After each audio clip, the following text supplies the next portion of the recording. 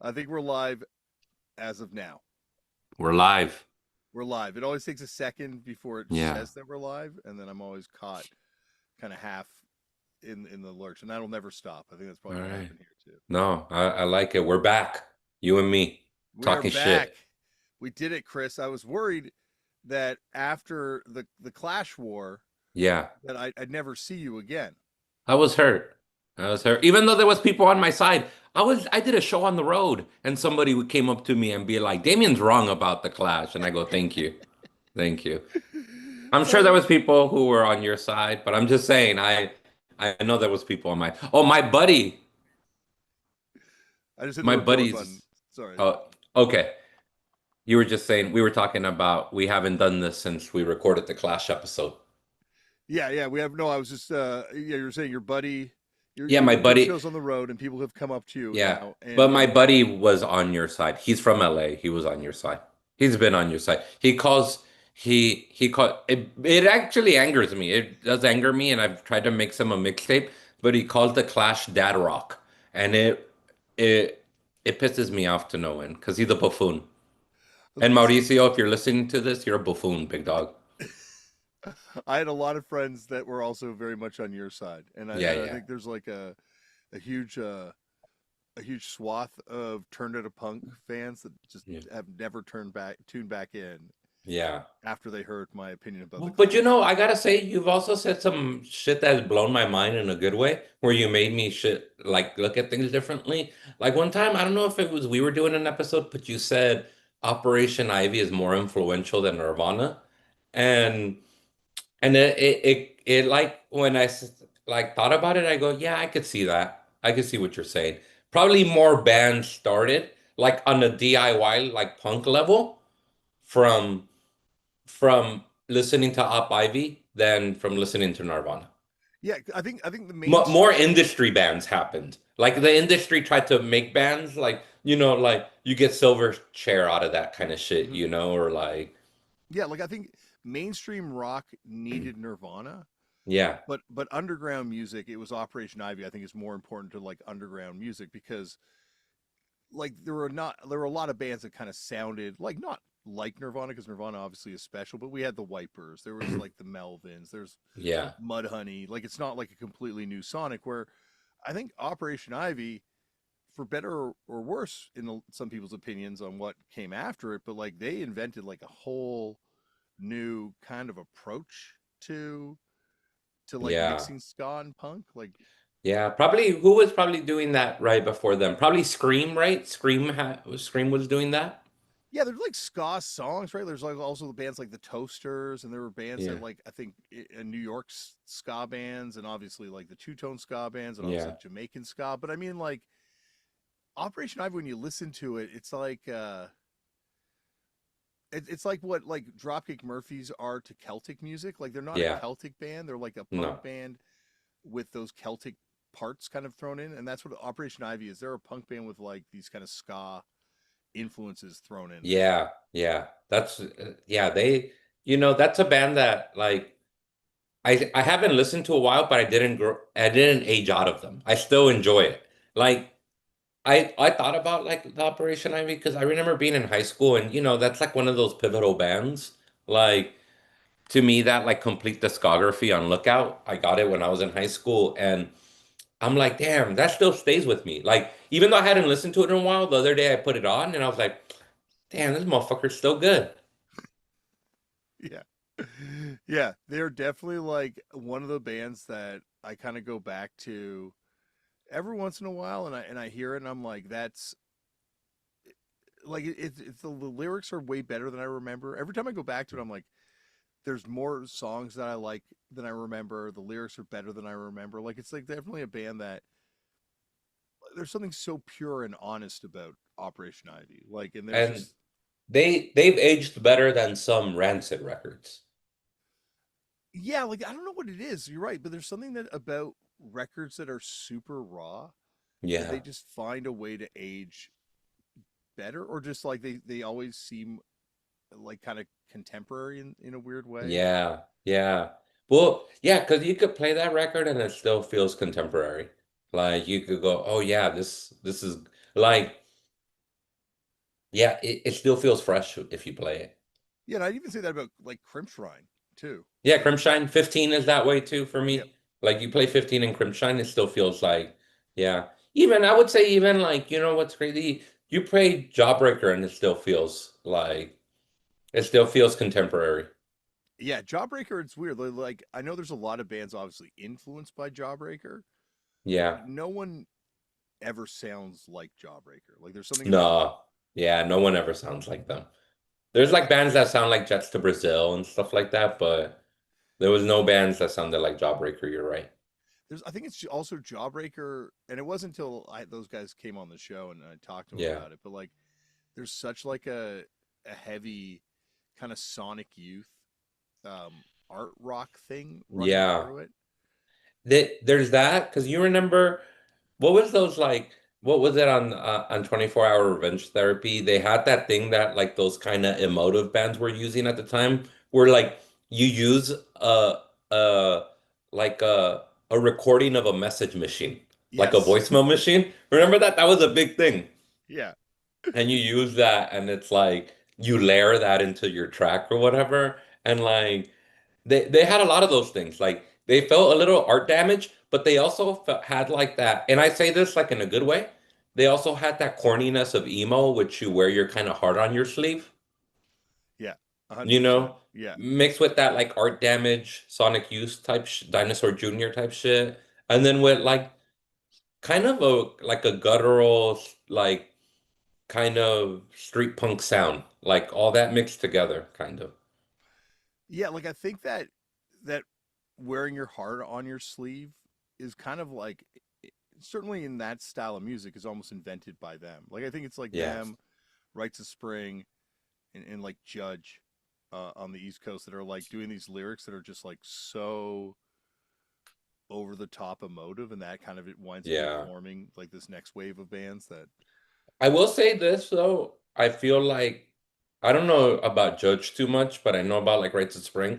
Their lyrics felt emotive, but like in an abstract way, right? Like where you're yeah. just like, this is not really like I'm hurt and I'm feeling hurt right now, and this is not Kiss the Bottle. Yeah, well You that's the you know thing. what I mean? As Yeah. we're like with Jawbreaker. It's Kiss the Bottle. It has that I think a Kiss the Bottle has almost that kind of like hard on your sleeve Bruce Springsteen type shit, you know?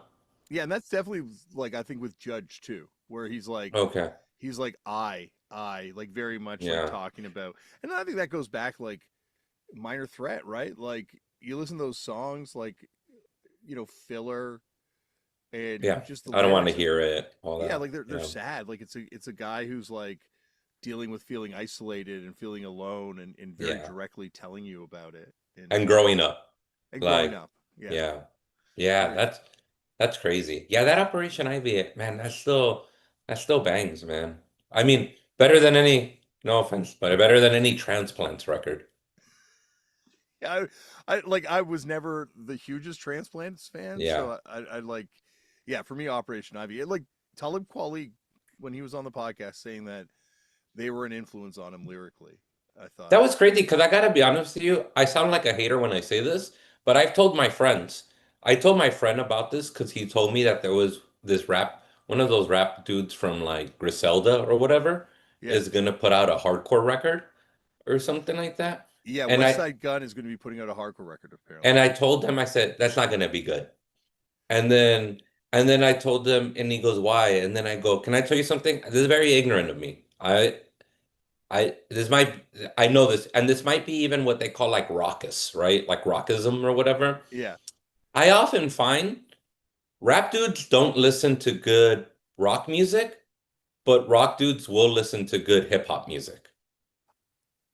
I can see what you're saying in some Like regards. I like definitely all of them to me, like a lot of rap dudes, and I'm being ignorant here, but a lot of rap dudes sometimes to me they'll be like, yeah, dude, yeah, I fuck with Linkin Park, and I'm like, all right, well that's not really what I'm talking about, but I feel you, you know, yeah. I like. remember 50 Cent saying his favorite rock group was Maroon 5. That's what I mean. It's Like like, yeah, but it's not always like obviously like there are certainly cases of that happening, but I think it's just Hmm. like based on exposure, right? Yeah, I'll take that back though, because there is like instances where some people made some good shit. Like, like I think like Mos Def did a song with like Daryl Jennifer, and he was pulling from like more interesting things or more things that I find to be underground. Lil Jon has also in interviews talked about loving Minor Threat and the Bad And Brains. Bad Brains, you're right. I find that most mainstream rappers, because they're dealing with mainstream music, don't search like for the underground stuff, you know? So they might be like, if you like, they'll be like, yeah, I fuck with Nirvana. And it's like, I love Nirvana, but I think because it's mainstream, it's their point of reference. Yeah, Or Fallout, or they'll say like Fallout Boy or something, you know? yeah, yeah. Like I think but I think once again, it's like based on what you're exposed to. The one Yeah. that blows my mind, and I've always wanted to have him on the show to talk about this, but it's probably never going to happen. Have you ever seen this?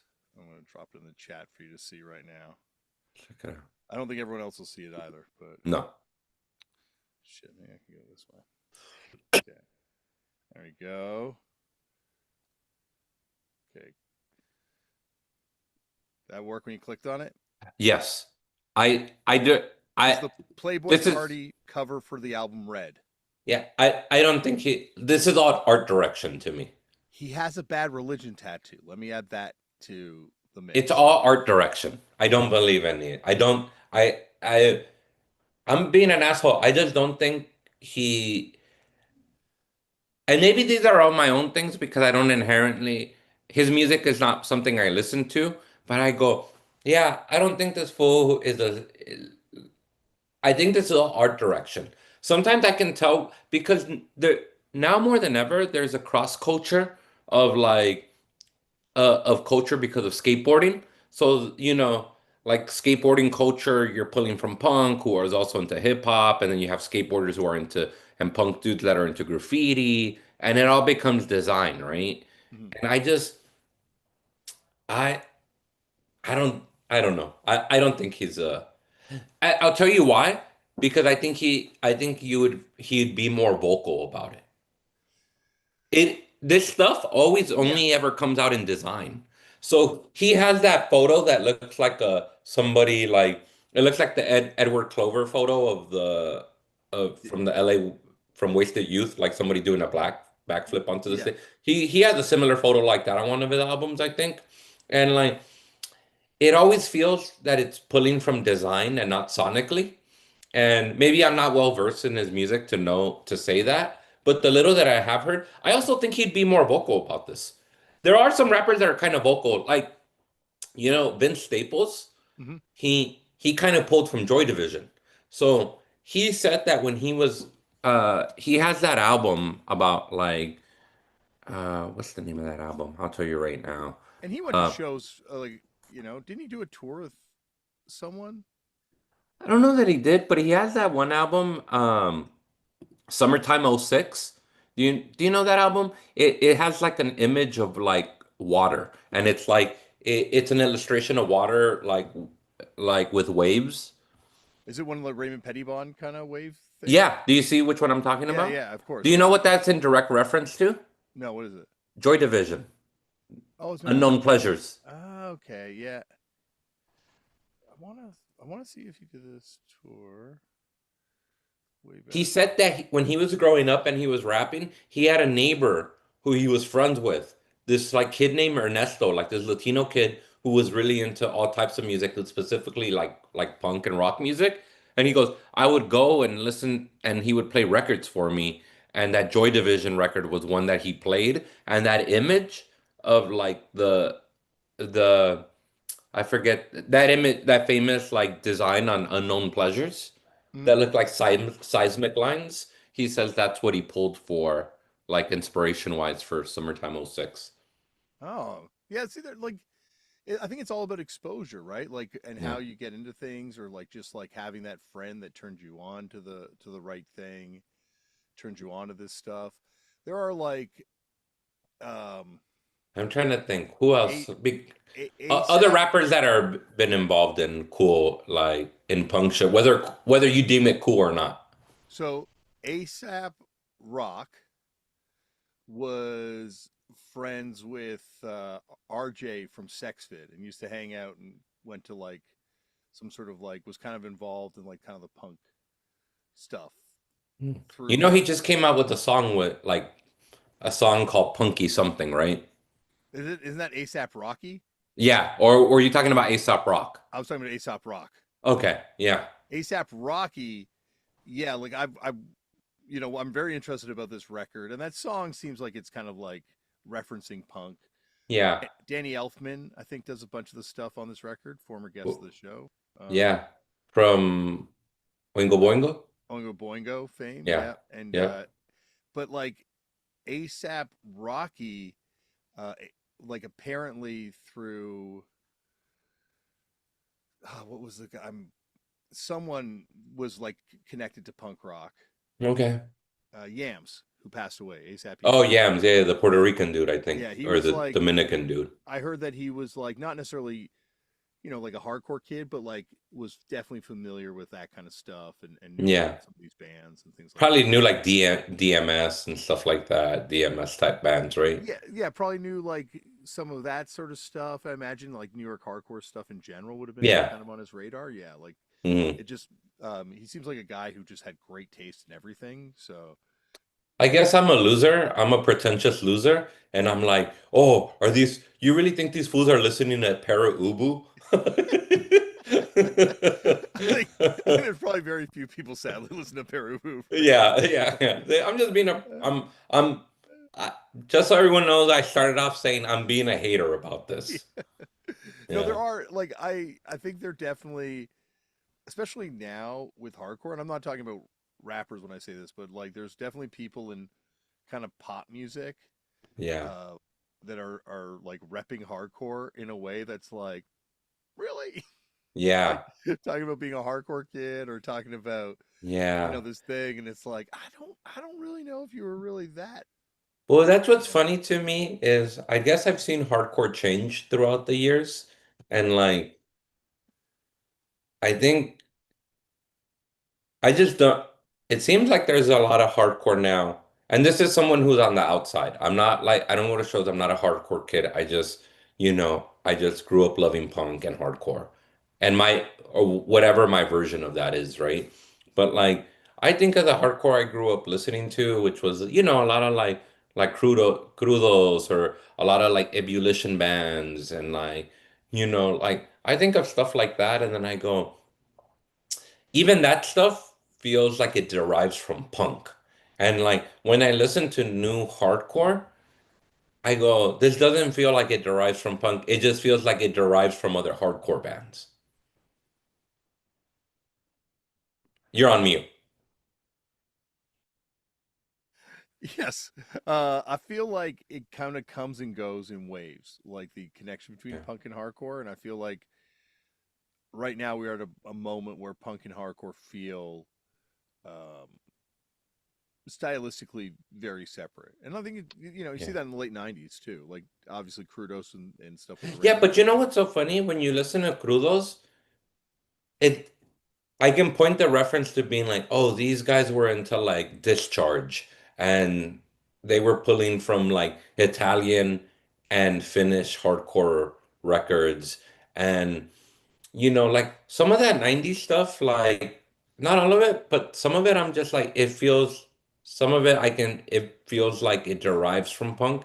And then as later as it got, it felt like it was bands who were only listening to bands who were hardcore bands. Not, you know what I mean? So now like to me, hardcore is its own genre. It has like the ethics of punk, that like DIY aspect of it, but it almost doesn't feel the same. Yeah, but if you look back at the late 90s like I remember just being like super bummed out because like the stuff I wanted was like a lot more like the Crudos kind of stuff or like Drop Yeah. Dead. Yeah, And Drop Dead or like there were few bands doing that style towards the late 90s. Then the Youth Crew stuff kind of came, the Youth Crew mhm. revival stuff started, but like yeah, there weren't a lot of bands doing that style. Like the Victory kind of slower, groovier, post quicksand kind of Yeah. era of stuff had like really really hit, and then I think the rap metal post and like kind of the funky White Boy Red Hot Chili Peppers kind of stuff kind of started getting into hardcore a lot too by that Yeah, to point. me, hardcore now is more like Limp Bizkit music than it is hardcore, like punk. Yeah, yeah. Well, I think that's also because like you and me were talking about this over like text earlier today. Like for our generation, it was like Nirvana and Green Day were like the big onboarding bands, but there's a whole generation of kids that their onboarding bands were the Deftones at best, and then Korn and Limp Bizkit probably, or Yeah. then like Three Doors Down or Seven Mary. I don't know. There's like a lot of bands that are Yeah, yeah, yeah. that like I don't You think. didn't have to draw a line. You didn't have to draw lines. Yeah, exactly. And like those bands don't connect necessarily to the thing that we're talking about, and that influence has become, yeah, certainly a lot more prevalent in more modern bands, I think. Yeah. Yeah, it's interesting. Like, even when I see like hardcore kids or like, I was watching this short doc on like this like kind of Latino hardcore scene in here in LA, but in the like kind of outskirts in Pomona. And it was about all these like Latino kids. It was really cool. I mean, they were pretty righteous and cool kids, and like they were, you know, they it was a small 20-minute doc on YouTube, but it was basically how like through the through shows and through hardcore and benefit shows, they raise money to give kids like to help kids with college, like college funds or whatever. And I thought, oh, that's cool and that's righteous. But I was watching like their like show footage and then just observing in the doc how they dress with like Air Force Ones and hoodies and like I just go, damn, it's such a like it's it but it goes back to this that like it just feels so different from punk. If you know what it feels like, it feels like not in a bad way, but it feels like having your cake and eat it too, where it's like I can be into this alternative music and still look mainstream. Yeah, With it, because I'm gonna be rocking Air Force Ones, and I'm gonna be walking or whatever cool sneakers, and then I have my baggy jeans and a hoodie with a jersey, and I have these big gauges, and like and it feels like, do you know what I mean? Like it's not a bad thing because at the same time, I don't think punk should be fashion. I don't think punk should be fast. I don't think because I never went out of my way to dress punk. I never had a mohawk. You know, I was like a Chuck's jeans and a t-shirt type of guy. But like, so it's not like I was ever like a Liberty Spikes type of guy. And I don't feel like you have to dress that way. Like the reason I got into like the bands I loved was all those like Discord bands because you didn't dress like that. Like they weren't like fashion punks, you know? Because I just go, oh that stuff is cool. Like Liberty Spikes on is just not for me, like. But it's funny because I watch these like a lot of hardcore stuff now, and I'm just like, damn, you fools got ch like a nice chain on, you got your hoodie on, you got your pretty like dope sneakers. Like I go, this feels so having your cake and eat it in it too. Maybe I'm wrong. yeah, yeah. Like I think to dress punk, like Hmm. capital P punk, costs like a shit ton of money, right? Like to wear like bondage pants, like unless you sew, Yeah, but like to get a pair of bondage pants. I remember Dogpile put out like a retro bondage pants, and my brother really wanted them when he was like 15 years old, and they were yeah, like $200, and this is in the 90s, right? Like a leather jacket. Like how much would yeah. that set you back? But I don't even think you have to dress like that. I don't think you should dress anyway. Yeah, I don't think you should feel inclined to dress anyway. But what I'm saying is what's funny is with hardcore, that is kind of the uniform though.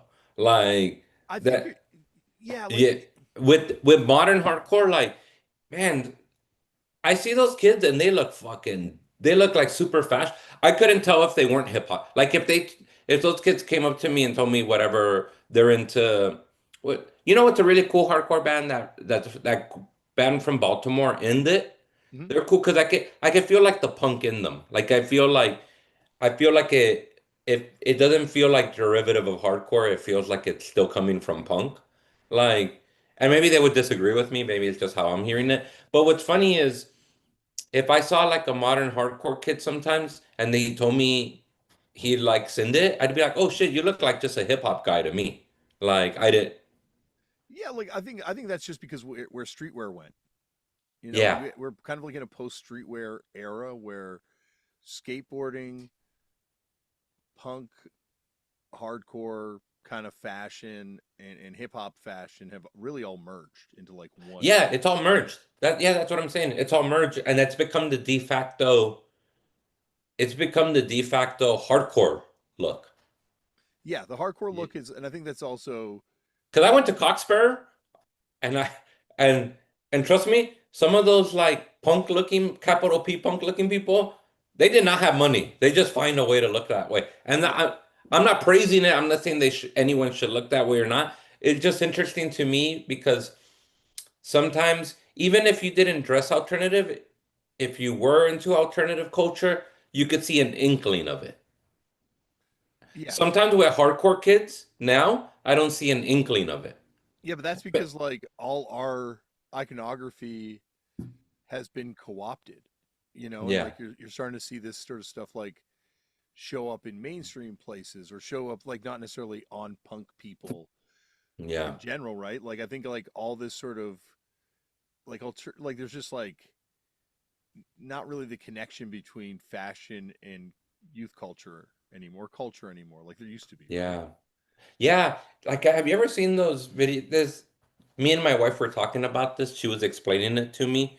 Like she read like a fashion blog and it was this idea of how it's pretty popular right now for kids to wear band t-shirts Hmm. because they don't care if they're into the band or it's just a logo to them. Hmm. And I thought that was interesting. Like I go, "Oh yeah, it is just like fashion. Like it's not, and you and I know." and I feel like I would be all up in arms about that if it wasn't for the fact that I did the same with all the sports teams that I always wore shit by. Like Yeah. once maybe at one point in my life I cared about the players on the hat I was wearing, but Yeah. then after another point it was like, no, I just want a hat like that looks kind of Yeah. cool. And like I don't it was almost like a way of rejecting sports, being like, I don't give a fuck who's on this team. Like I just want to wear the hat. Yeah. But I guess you can kind of go back to things even like earlier and look at things that they don't look like you wouldn't think they were punks or like I guess you can even look at suicidal tendencies at one point and go, those guys just look like fucking cholos. Like you wouldn't think they were like fucking punks, you know? Yeah, like they dressed like people in their neighborhood dressed, right? Yeah, Like yeah, that's yeah. like the I think that's the other thing about like hardcore that I liked. Hmm. And this was after a certain point, was like it's just like you just dressed whatever you wanted to dress like. You Yeah. just went to a show however you wanted to go to a show. You didn't have to dress up. You didn't have to like put on airs. You can just be yourself and be at this place. Whereas But I punk, guess what I'm trying to say, I know what I'm trying to say, is hardcore feels like modern hardcore. A lot of it feels like hype beast culture, yeah, I think that definitely. I think we can. Um, which in itself is kind of the uniform. well, I think Like, Cold World, Mental before that,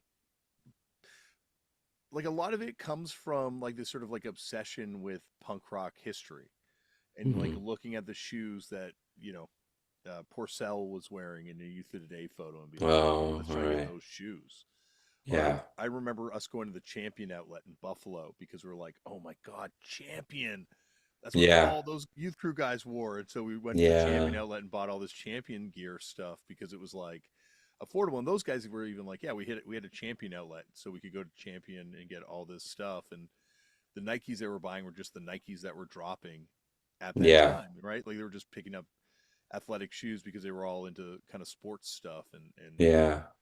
so I feel Yeah. I guess that's also, what's so funny is like, there's also an aspect of like stuff I didn't care for was, yeah, youth crew look, like Mhm. the Letterman jacket. It felt like it it felt like a world I wasn't a part of. Like I didn't, you know what I mean? Like Letterman jackets and stuff like that. I didn't. Yeah, like I think that it's interesting because like Choke was just on the podcast, and I think Yeah. a lot of that starts with the Boston crew, Hmm. and of course like the back of Kids Will Have Their Say, or the front of the Kids Will Have Their Say with the back of the Straight Edge jacket on there, and Yeah. but I feel like for them that was also like kind of a subversive act, Hmm. like to take the stuff that like the sort of the drunk jock culture was doing and just twist it on its head. So like, yeah, you're like a drunk jock. I'm like a straight edge jock. I'm like the mortal enemy Yeah. of the drunk jocks. And then Yeah. I'm sure for many kids in the punk scene, the mortal enemy of the punk scene too. But Yeah.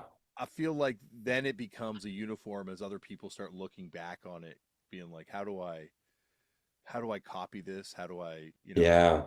put this on? The one that I'm kind of obsessed with is the like kind of like the Marauder uh skinhead stuff. Like as all those guys seeing skinhead culture and then Yeah.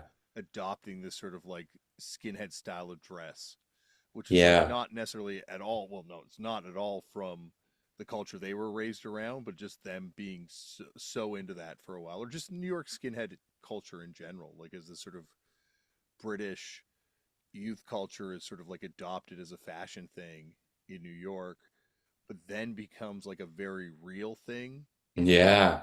and then becomes like ultimately a very terrifying thing Yeah. as it It's all spreads like across super America. kind. And then it becomes either pretty nationalistic or not. Like I had a I have a friend, he's a nice guy. He does a radio show on like the internet called Stay Rude. Hmm. He's this really sweet guy from Sacramento, and he's an older dude in his 50s or early 60s maybe, and he was telling me how he used to like he was an anti-racist skinhead, like a sharp, you know. Yeah. And like he was like, because he had like he gave me a t-shirt and it says like skinhead radio, and he goes, "Oh, it's not racist." I go, "Dude, I know." Like you don't like believe me, I know. I know about this culture a little bit. Yeah, a little bit. Yeah. It's just so yeah, it's really yeah, it is crazy because that becomes a look too, right? And then everybody's like, I was talking to someone like, you know what's crazy? I feel like that look is even. I saw that look. I was at that Cockspur show. There was a lot of people with that like working class skinhead look. The classics, Doc Martin. Rolled up Yeah. jeans, the penny. What's that shirt company called Fred that? Perry. Fred Perry, Yeah. Fred Perry's and suspenders and big fucking chops. Yeah, the mud chops. Mud chops, yeah. That was great. I told you I went to that, right? I went to the Cockspur show here in LA. With Homefront.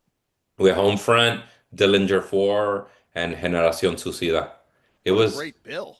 yeah, it was a great bill. You know who put that together? Was Ron Conflict. Oh, well, yeah, legend. Yeah, legend. I Crawl got to Space meet him. Booking, right? Crawl Space Booking, I think is the Yeah, company. yep, I got to meet him. Oh, that's awesome. Yeah, really nice guy.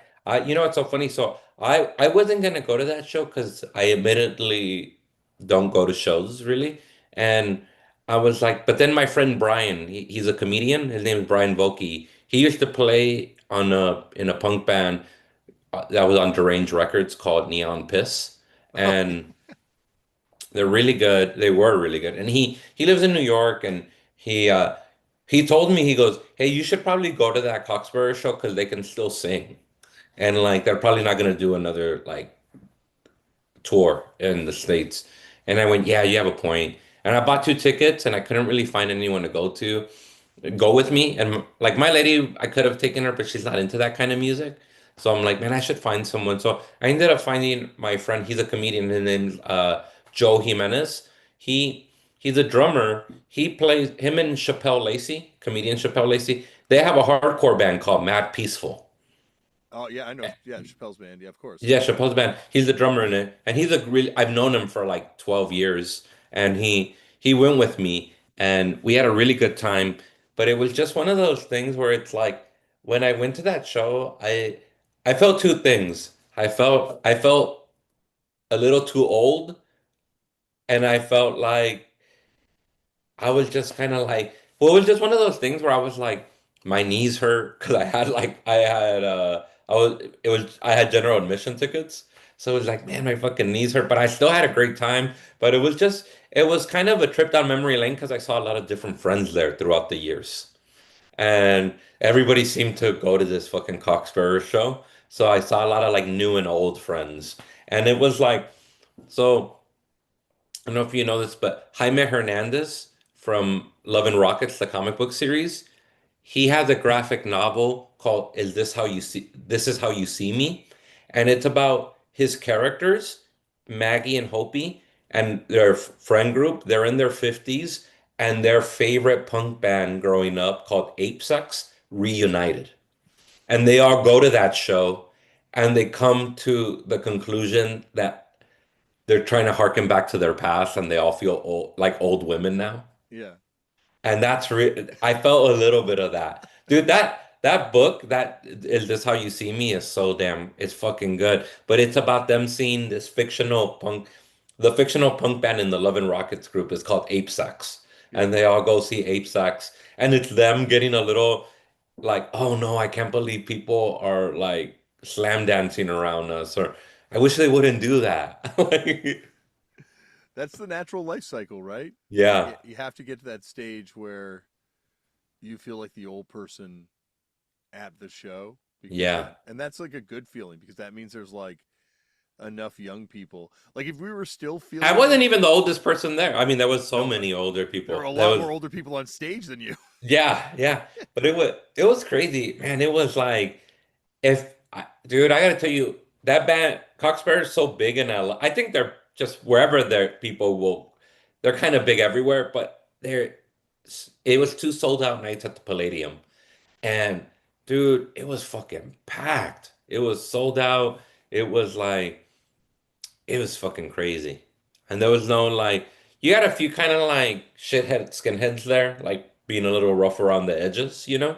But like, other than that, it was fucking good. And then Generación Suicida was the first band to open up the show. They were really good. And then after that was Homefront. And I love Homefront. Those records are fucking amazing, especially that new one. And seeing them live, I was like, holy shit, this is fucking one of the best live bands I've seen. Graham's one of my favorite front people in the world. Yeah, He's like and he's always been good, yeah, but now he's in a great band. Like all his bands have been really good. Like I'm no disrespect on any of his bands, but now yeah. like and then like the world's acknowledged this, so I don't feel like this is a shock to anyone. But like Homefront is like a cut above, and yeah, like you were talking about earlier, there's like this sort of this they're like a band that I would put in the Jonah Core kind Yeah, of world, and one of my favorite bands, and yeah. going to Well, be your like bandmate Jonah I was jokingly saying he's the new Steve Albini. he definitely he definitely has, and it's funny because like all these bands that I really enjoy right now, I'll be like, who did this record? It's like, oh, Jonah, weird. Yeah, I'm telling you, your bandmate Jonah, what did he do? He mixed the new Chisel record. Yeah, I think he mixed the new one. He recorded the other ones, I think. Oh, holy shit. Okay. He He he did, also and did that's, High Viz. he did the High Viz record. He did Martin from Crudos. He has a band called Canal y Real, Mhm. and they're really fucking good. He sings English in this band. He sings in English, but both of those, I think both records are mixed by Jonah. Yeah, Jonah's like like and Jonah knows more about music than me. Yeah. I think he's got one of the craziest years. Like this is my favorite Jonah story ever is years ago, Thurston Moore put together this like all-star hardcore band for South by Hmm. Southwest, and it was Allison from Awesome Color on drums, Don Fleming on one guitar, Jay Maskus on the other guitar, Andrew WK on bass, and then Damn. Thurston Moore singing. And the day before the show, they had a rehearsal, and Andrew WK no showed the rehearsal, and Jay's like, I think Andrew's not gonna do this show. I don't think he's gonna show up tomorrow. I think he's gonna no show it. And I'm like, if he does, you find me at the show. and we'll get Jonah to fill in. He's like, he doesn't know those songs. I'm like, believe me, He it'll be knows all these good. songs. Yeah. Yeah. So of course, like Jay comes up to me and he's like, "Is Jonah here?" We're at the show, and I'm like, "Yeah, he's here." So they go up on stage and they page Jonah. I'm like, "Jonah, they're gonna need you to do the set tonight on bass." He's like, "All right, let me see the list." Looks at it. He's like, "Okay, got it." Jonah went out there, knew the songs better than all of them put together. Like Fucking A. all of them put together, blew everyone off the stage. That's hilarious. No rehearsal whatsoever. Yeah. Yeah, he did. I'm looking at like Discogs. He did fucking the Homefront record. He did uh what else? There's the Chisel record, that shit record for A Better World. Yep, Yeah, the Hive. I didn't know he did that Chubby and the Gang record. yep. Chubby and the Gang. Yeah. It's it's funny because it's like Jonah and my cousin-in-law Nathaniel. They're both from Toronto, and Hmm. they actually kind of had beef. I don't think Yeah. Jonah knew about this, but Nathaniel had beef with Jonah because Jonah bought a Demix record that Nathaniel wanted out from under Nathaniel at a record store, unbeknownst to Oh, Jonah that Nathaniel wanted. But shit. they beef. But then they moved to England, and they've become like these kind of elder statesmen for this whole Yeah. generation of like punk and hardcore kids Fuck in England. yeah. And so it's really really sweet to see. They hug each other hello, which I never Yeah. thought would be possible during the great Demix beef of Yeah. But this fool's 2003. he's producing he's mixing and producing all these fucking amazing records. Yeah, he won a Juno last year for the Alexa on Fire record. Maybe 2 years Really? ago. Yeah. Look at that, man. This fucking guy, I'm telling you, he's the new fucking he's the new Steve Albini. He is the I will say this, and rest in peace Steve Albini. No disrespect of course to the dead. Way nicer than Steve Albini. Oh, yeah, yeah, I gotta And believe Jonah it. Yeah. Jonah will give you advice in the recording studio. He will offer supportive words of encouragement, which is not something Yeah. that Steve I don't think enjoys doing Hey, too often. well, Rest in peace, of course, again. rest in peace, Steve Albini, but hey, how much can you trust the man who didn't fuck with MDC? Yeah, that's like and Did you ever also hear that? He famously hated that MDC record, the first one, and he hated Rites of Spring. dude, And he told me to my face that there's no good LA punk bands except for the Germs. That's right, he said that. Yeah, I remember he said that. Yeah, That's a like insane. I'm a guy who says some insane Yeah, things about punk rock on this podcast. Like yeah, some harsh hot takes, but wow, I was like, that's staggering yeah, crazy, right? because there's Just so to many consider, like, there's so many, styles, right? Like styles from the Gun Club to X to those whatever Danger House, any band on Danger House, despise you, like Despise You to modern bands, yeah, Despise You, like all that shit is yeah, all, it's a yeah, it's a it's an intense feeling to have towards. yeah, that's crazy. But I don't know. Are you are there New York hardcore bands that you like? Yeah, no, no, Urban Waste, Okay, okay, so love Urban Waste. faster ones are more your speed in New York hardcore. Yeah, I love Kraut, Yep. love Kraut. I love Kraut. I love Cro-Mags, love Cro-Mags. You like Chromate, but you don't like Agnostic Front. You know what it is, dude?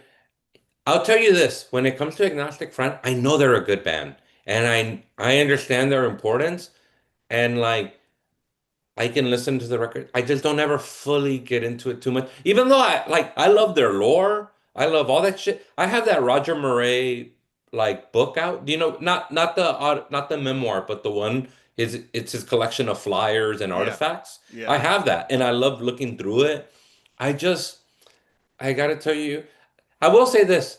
I like United Blood. That's kind of if I had to listen to anything, I listen to that. But like, yeah, I just super don't get into it that much. But with that said, I don't disregard them. I get why people like them. I get all that shit, but I just never got into I never got into like a lot of that kind of New York stuff. But the Cro-Mags I find are more of that New York stuff than Yeah, you're Agnostic right. Front is. There's something about them that like There's something about them that I don't know. I mean, I don't know what it is. I feel like I'm contradicting myself, but I just can't deny how good Age of Quarrel was. I get that. I think Victim in Pain for me Yeah. is my favorite of the New York hardcore Oh records. yeah, you use it for your intro. I just something about that record that's just like, Yeah. I just can't. Do It's you just get so good. into do you get into the crossover? I've never been like I Like like Cause for Alarm and stuff like you like Cause for Alarm? I like it because I've grown to like it, but at the Mm. time I remember I bought the double CD. There's like a CD that has Victim in Pain and Cause for Alarm on it, Yeah. and I found it used at the CD store on Queen Street West. I remember buying it and getting it home, and I'd already been kind of like schooled by like a lot of Hmm. the older punk dudes, like, oh, you only need Victim in Pain. And then so by the time I heard it, I was like, oh, I don't like this. I only like Victim in Pain. But over time, I grew to appreciate it.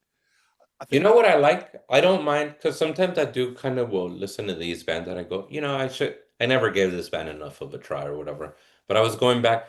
Some of that stuff I don't mind is the late 90s Epitaph stuff that like fucking Lars produced, where it kind of goes back to having a little bit of a punk sound. yeah, I will say this: Lars, a very underrated producer. Yeah.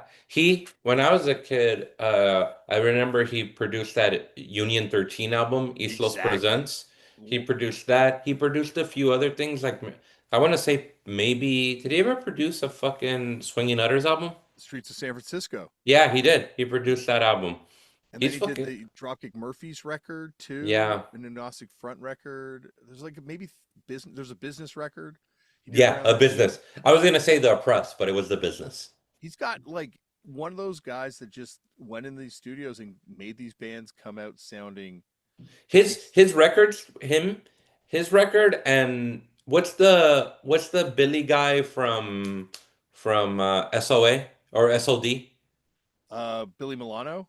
Billy Milano. There's a record that he produced for Agnostic Front, and it's on Epitaph, and it's Oh, like a pretty good return to like hardcore street punk type record.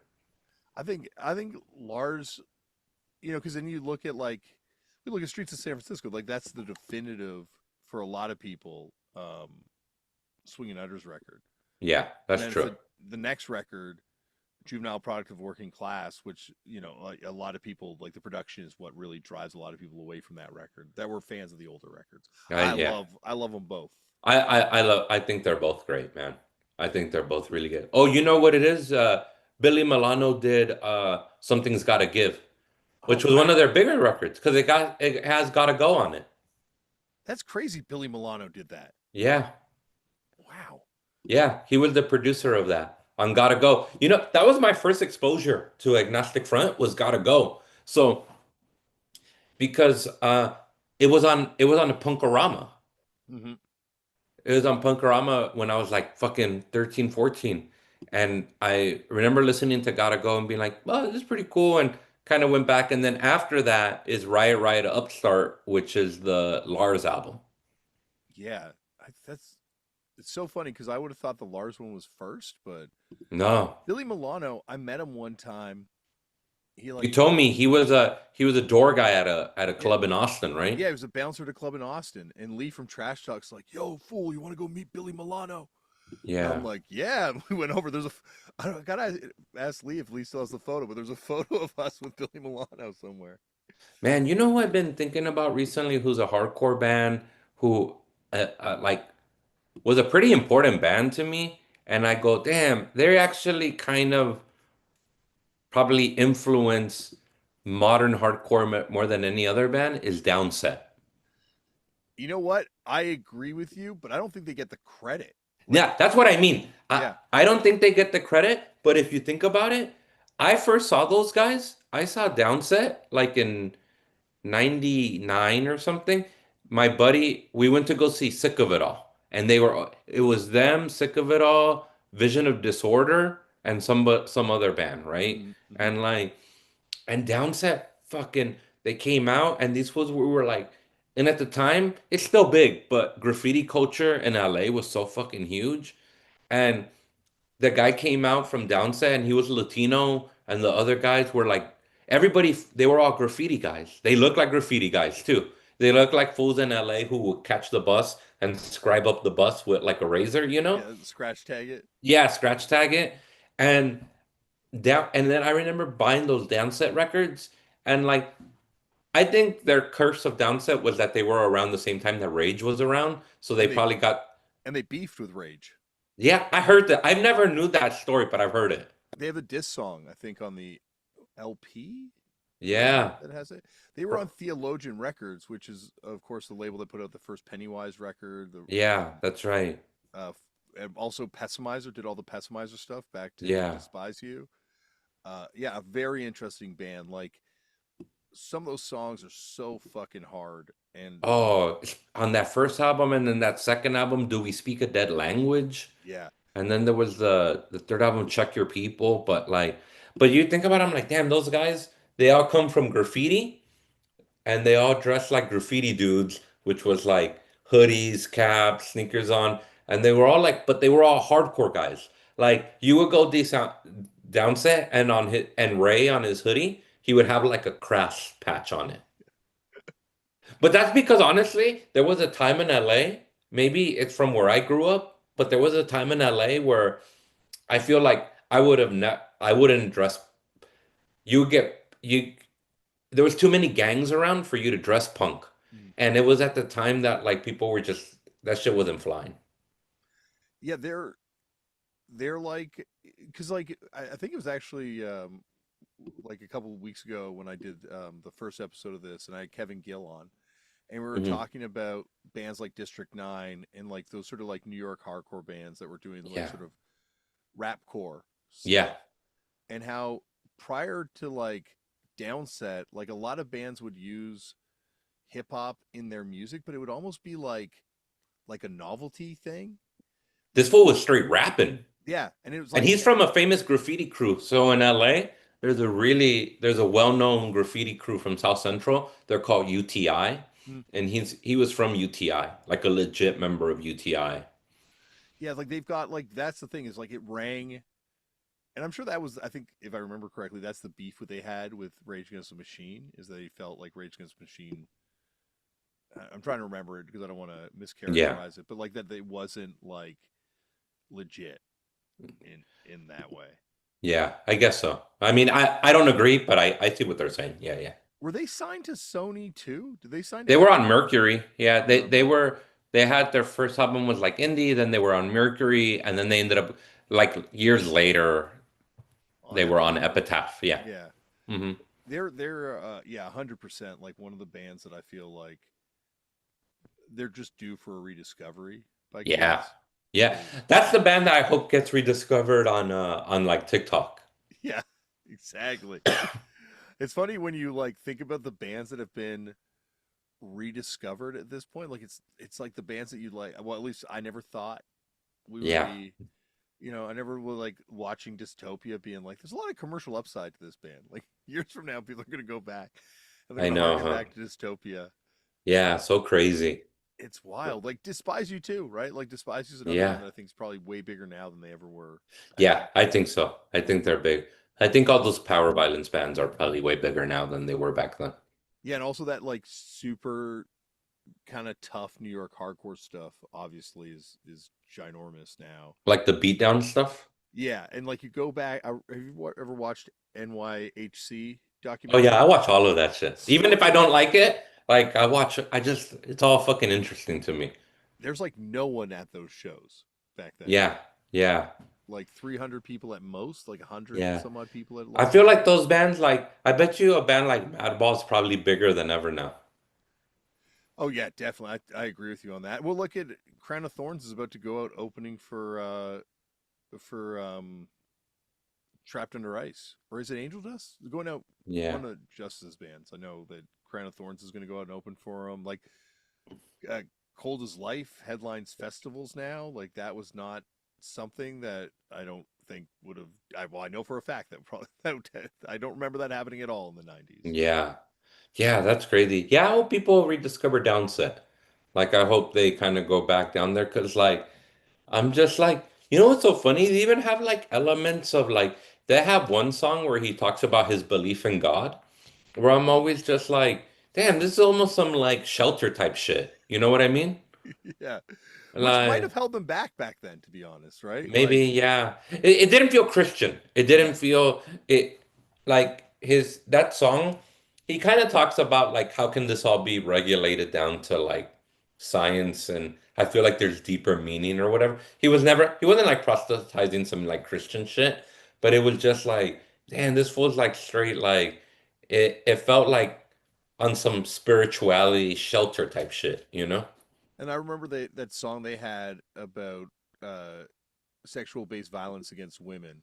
That's right.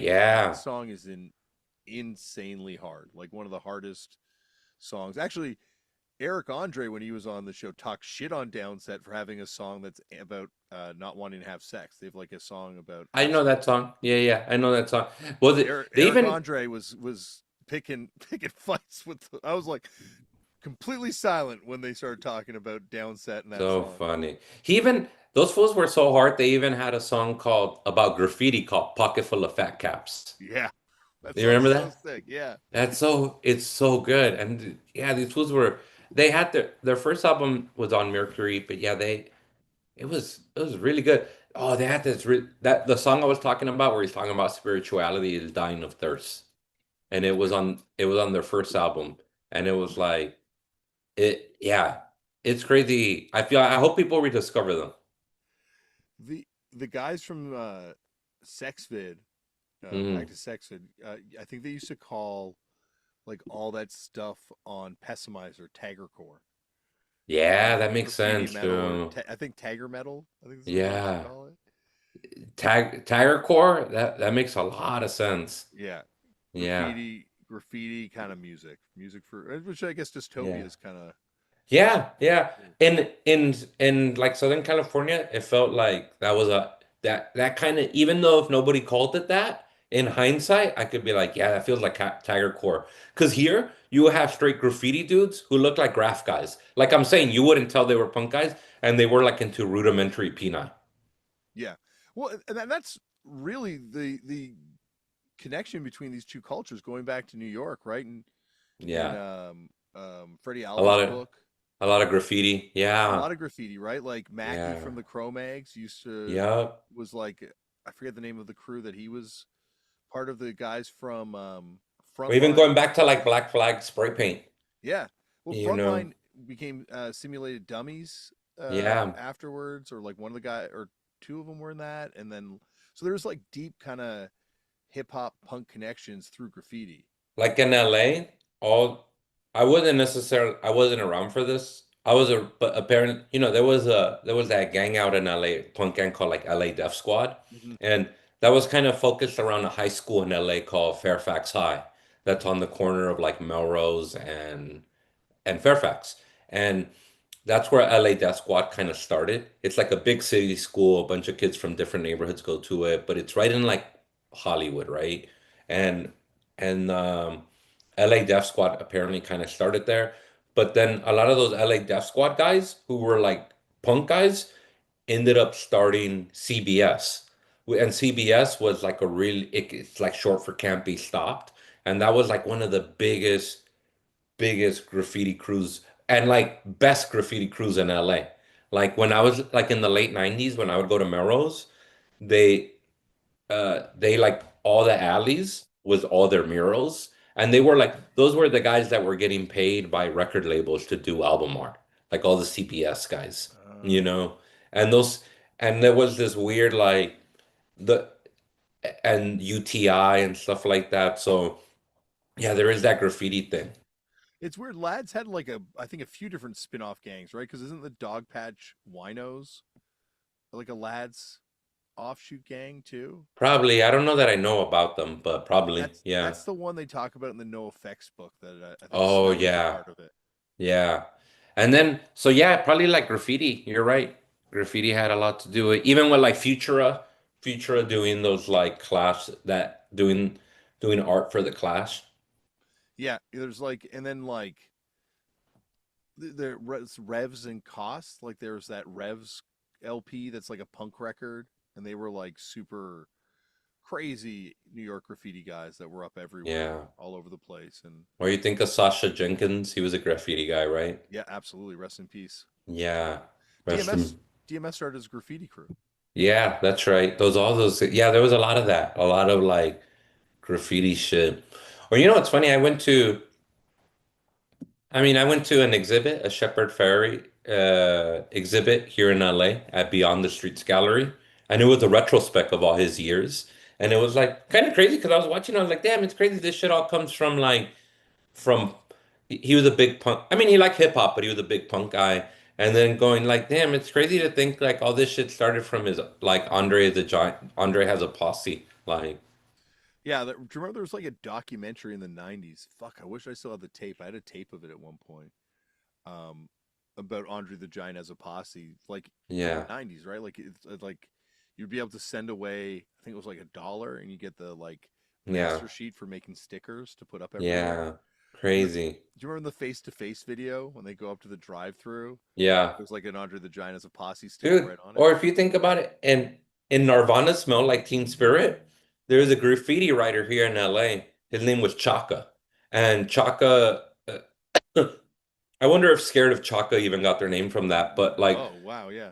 but Chaka is one of the biggest LA graffiti writers of all time. He ended up going to prison. He caused all this, they got him for all this shit or whatever. But he's still up. He's like in his 50s now and he's still tagging everywhere. But Chaka, you can see his tag in fucking Smells Like Teen Spirit. Oh, that's crazy. Yeah. That's what like yeah, like 'cause, back to Shepard Fairey. I remember being at Coachella Hmm. the one time we played, we played it multiple times. The one time we played it, and I saw him, and I went up to him, and I'm like, "You're DJing today?" Because he was DJing, and I'm like, "What kind of stuff are you playing?" He's like, "Telling me some stuff." I'm like, "Are you into punk stuff? You playing any of these bands?" And we Hmm. talked about punk bands for like a good 20 Yeah. minutes, just about punk and hardcore stuff. And actually, I put up like a trailer for that SNFU That documentary. was really good. I watched that. Thank That you, was thank really you. good. It was super crazy to get to make it. I had to, Yeah. like what a huge honor to get to work on that for me. Yeah. But then like he commented on it, talking about how much they were like one of his favorite bands of all time, and they had like Yeah, that's first cool. two records are two of his favorite records. But Yeah. yeah, there's just like and this is obviously something that you and me always wind up singing this song when we talk, but like everything cool can be traced Yeah. back to here in some way, pretty much. Yeah, that's right. There's a lot of that. Yeah, it's crazy how much graffiti is involved. Yeah. Man, that graffiti court thing makes so much sense. Like when you call it graphcore, like there was a time in LA where that felt like, and that probably graphcore is what to me modern hardcore looks like now. Probably it's a little Yeah, more it's probably a little more hype beast, but like as we're like graphcore probably felt a little dirtier or something. But like, yeah, I think you're right about that. yeah. Like I think youth there's been like kind of a flattening of just culture in general where everything's very similar, like in terms of we all have access to the same sort of music now, Hmm. we all have access to the same buying clothes type thing. There's no more like like Doc Martens, you can get them everywhere. It's no longer like a thing that you have to search out in North America. And Yeah, yeah, Fred Perry shirts, I remember buying Fred Perry shirts for like so much money because yeah, you just couldn't find them, and like you had yeah, to buy them on import at like some weird ass store back yeah, then. But now I think it's like all so much more accessible. So I feel like this has almost become like the style for just kids everywhere, like yeah, punk and hardcore yeah. I with think you're right about that. variations on it a little bit. But Yeah, yeah, I'm but always going to dress like a bum. That's just like my style. yeah, yeah, yeah. But yeah, it makes me, yeah, that graffiti core. Yeah, I hope Downside gets rediscovered. I want there's like a bunch of bands that I'm like waiting for the rediscovery of. Like I feel like Bad Luck 13, like when those videos hit TikTok and people see like what those shows were like. Oh my Yeah, gosh. yeah, I think you're right. Like Yeah, TikTok's interesting though cuz it's like actually all these places have different bands hit on different platforms. I find different yeah, like Acid Bath is a YouTube band. like the Their YouTube discovery. band? Yeah, the discovery of acid bath. Oh, Like I Tornado Punk does pretty much the same numbers on like most of the platforms, right? Like hmm. for every episode, I mean, like it's Yeah. consistent. The acid bath episode is by far the most listened to episode on YouTube. Yeah, I heard you say that to Woj Yeah, like last week. Yeah. yeah. So now Yeah, I'm it's just crazy, huh? People, man. I know. I drew a few weeks ago. They were here in LA, and they were playing the Palladium, and it was sold out. I drove by it. I mean, I really like them, but I wish I would also hope people find I Hate God. You know? yeah. I think the thing is, I hate God because they never went. What like they did go away for like a minute, but like in this Yeah, era, they've never been out yeah, of people's hands, and yeah. I like see what you're saying. because I just think when people can't have something, they want it Mm. so much more, right? Yeah, And like that's Coxbar was super smart in the way they've toured for years, where like they don't, it's rare. So when they show up somewhere, it's like a huge event, and like man, that show was so good, man. That guy, they can still sing. They played everything, dude. Like they played all of the first album, but they played everything like off of different albums, and like their new stuff still holds up. Like they put out a record last year that's still really fucking good. they're like the Neurosis of Oi. Yeah, Like they're yeah, like this yeah. band that just feels like so much more sophisticated in their approach to songwriting than any of their peers, and like uh Yeah. yeah, I just I like wonder what it is. I wonder if it's just because Oi is inherently so catchy or can be so catchy that it just forces you to be write good, catchy songs that kind of test, hold up. well, they also like have this weird history where they predate punk, and like That's right. Yeah, that's right. Yeah. Malcolm McLaren came to see them to try and Hmm. maybe sign them as one of his bands, right? And they're on Decca, almost like And they they're put out a record early on before Shock Troopers that was like in 76 or 77, and yeah, it only came out in Spain, I think. yeah, like on Decca in Yeah. Spain, right? Yeah. And so they're almost developing parallel to punk at the Yeah. same time, and yeah, like it feels like it's a lot more like a songwriter approach to this music, like the harmonies. Who's got a crazy Coxbar story is Robbie Brookside was at the first reunion. Oh, yeah. The first time they came back, they played Germany, and he's like, "Mate, whole room, nothing but skinheads. I'm the only dude in the room with long hair. Like the whole room was like, Really? yeah, everyone else was a skinhead, and he's like got Man. crazy long wrestler hair at that point." You know who's a good like modern oi band that my buddy got me into?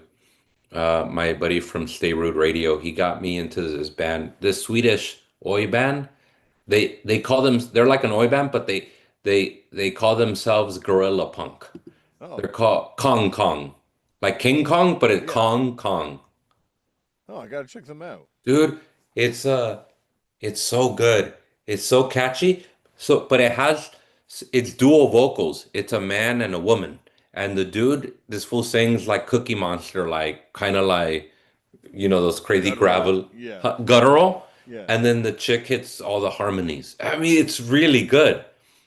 And they call it Gorilla Punk. It sounds like And screamo oi kind of thing. yeah, yeah, yeah, yeah, yeah. Yeah. That's I gotta check that. I like Dude, Kong Kong, check them out. They're really good. He gave me their record, and they're modern. They're a really new band, and they're really good. It blew me away. I love Beton Arme and Hmm. Puffer Yeah, from Puffer's Montreal. good. Yeah, yeah, Oh, Puffer's so good. good. We went on tour with them, and Yeah, they blew us off the stage every fucking night. They're that's so another Jonah record, right? Your buddy Jonah. Did he Did mix that he? record? Maybe. Yeah. Okay. Mm-hmm. Yeah, they are phenomenal. Like Yeah. they're one of my favorite bands in the whole world these days. Yeah. Um, yeah, like I still think that's a genre that like it's a brave, like maybe brave is the wrong word. It's an intense choice to dress like that, because I think there's so many people that have negative connotations with Yeah. that style, but it's something that is like so much a part of punk rock that it's just like Dude, constantly going to reemerge. I had dressing extreme looking or like dressing like your genre, like what you like is like.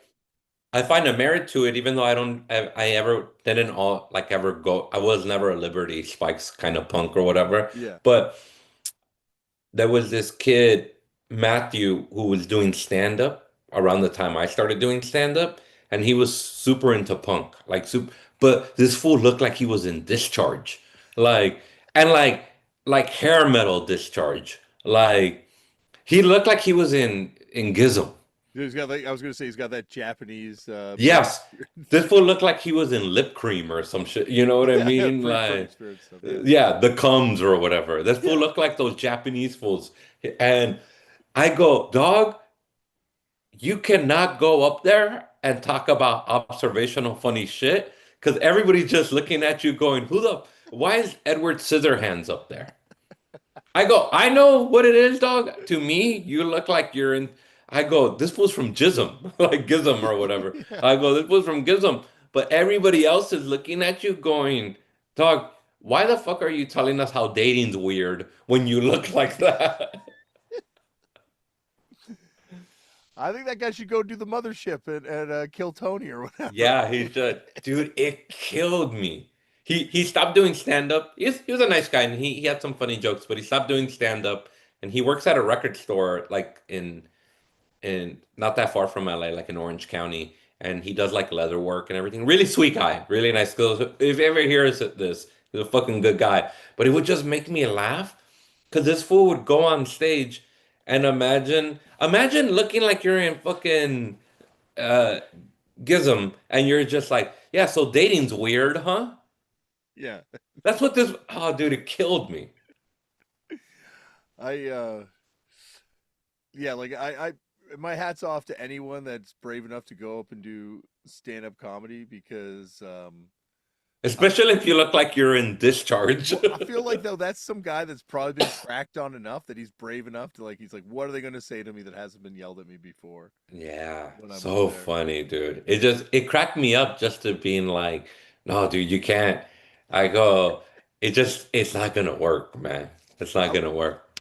I always wanted to dye my beard like a weird color. I'm like, yeah, what can I do that's punk or like Liberty spike my beard?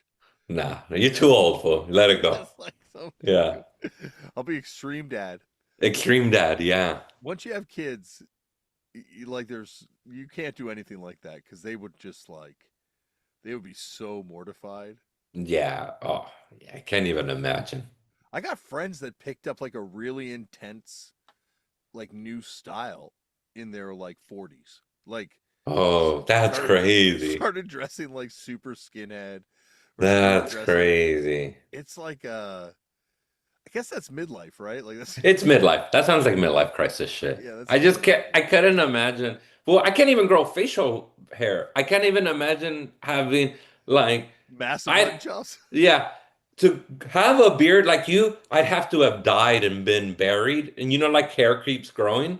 That's what, for me to have a beard, I have to die. To have hair like you, I'd have to fly to Turkey and get an Yeah, yeah, operation. yeah, yeah. But I'm telling you, dude, that's so funny to me where you like, it just, it just cracks me up. Imagine like,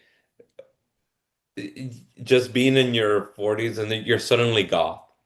Yeah. Yeah. I was thinking that's what I You're like. dressing up like Ross Williams from Christian Death.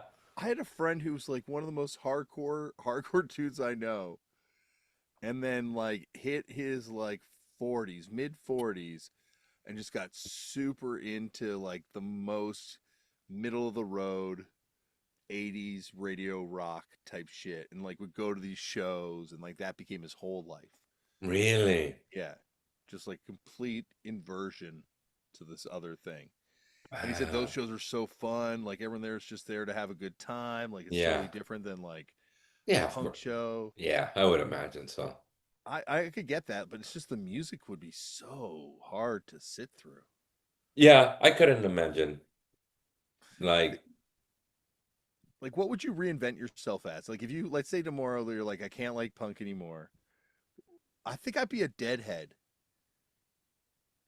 you know what? I'd get super into I'd super get into like music that young Mexican kids are listening to. Like we're like they're listening to narco corridos Yeah, Like I just get into that. I that would just be be your like, style. Yeah. yeah, because I start dressing in cowboy hats and all this shit. That'd be my style. I get into that. I think both of you and me should be really glad that we still have punk because I don't. Yeah. They both seem like Oh, dude, that's just so funny to imagine. Like just starting to dress like goth or like looking like a street punk in your 40s after just playing it simple for most of your life, you know? I might just do it when I like my kids move out of the house, and I'll just be like, you know what? Now's the time. I'm going to fly to Turkey, get hair plugs, but just get them for like the Liberty Spikes parts of my hair. Just like I Yeah. need a plug here, a bunch of plugs here, and a bunch of plugs here. I just want to make them into something. Yeah. Yeah. Yeah. I can Yeah. still grow this band of hair around the side. You're gonna be like the singer from that hardcore Mexican band, Toxico. I don't know if Yeah, you're, yeah. He had his head was mostly shaved except for certain spots. He'd have one spike here, another spike here, and another spike here. So it was like he intentionally shaved his head like so it was like polka dots. so it got Like attacked by moths. yeah, yeah, yeah. It was the singer from Toxico used to have his hair like that. Mike from Fucked Up will never hear this, so I can tell the story safely. Yeah. There was a period where he would cut his own hair, Okay.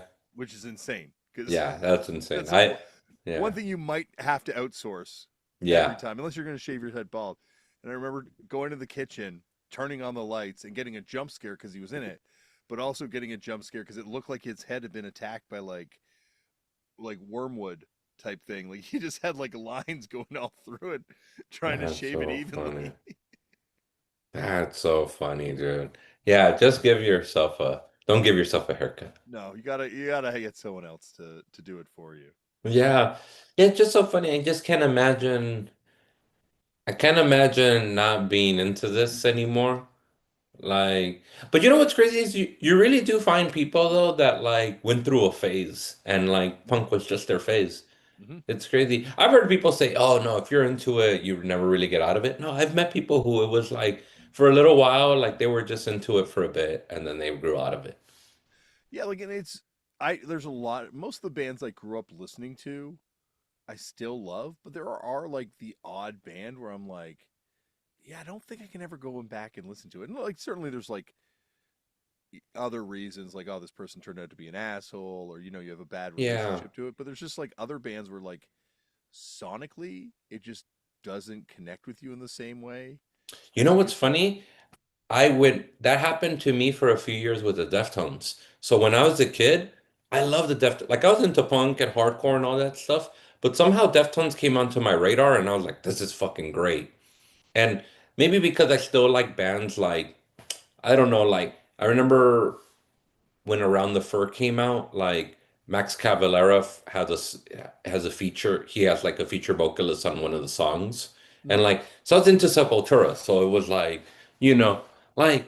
But I remember for a while, dude, Deftones. It felt really like pivotal to me where I went, oh, this is cool. This is like a metal band who likes The Cure. Like that's what it felt like to me, you know? And I went, I've never really, this is like kind of emotive. And then I go, and then I found out that like when I was a kid, I'm like, oh, they're really into the Bad Brains. Like Chino loves the Bad Brains, and like got them signed to Maverick.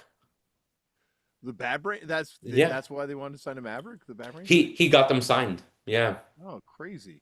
yeah, because they got signed to Maverick, and then he was really excited about them and says, you got to sign the Bad Brains, and they signed the Bad Brains. That's That's wow, that's how wow. they did that Gotta Love album Yeah. for Maverick. Yeah, which if you listen to it now, that's not a bad album. If it was any other band, it would be a good record. I think for the Bad Brains, it's like Yeah, but it's like it's not awful. It's like a it's pretty not. solid.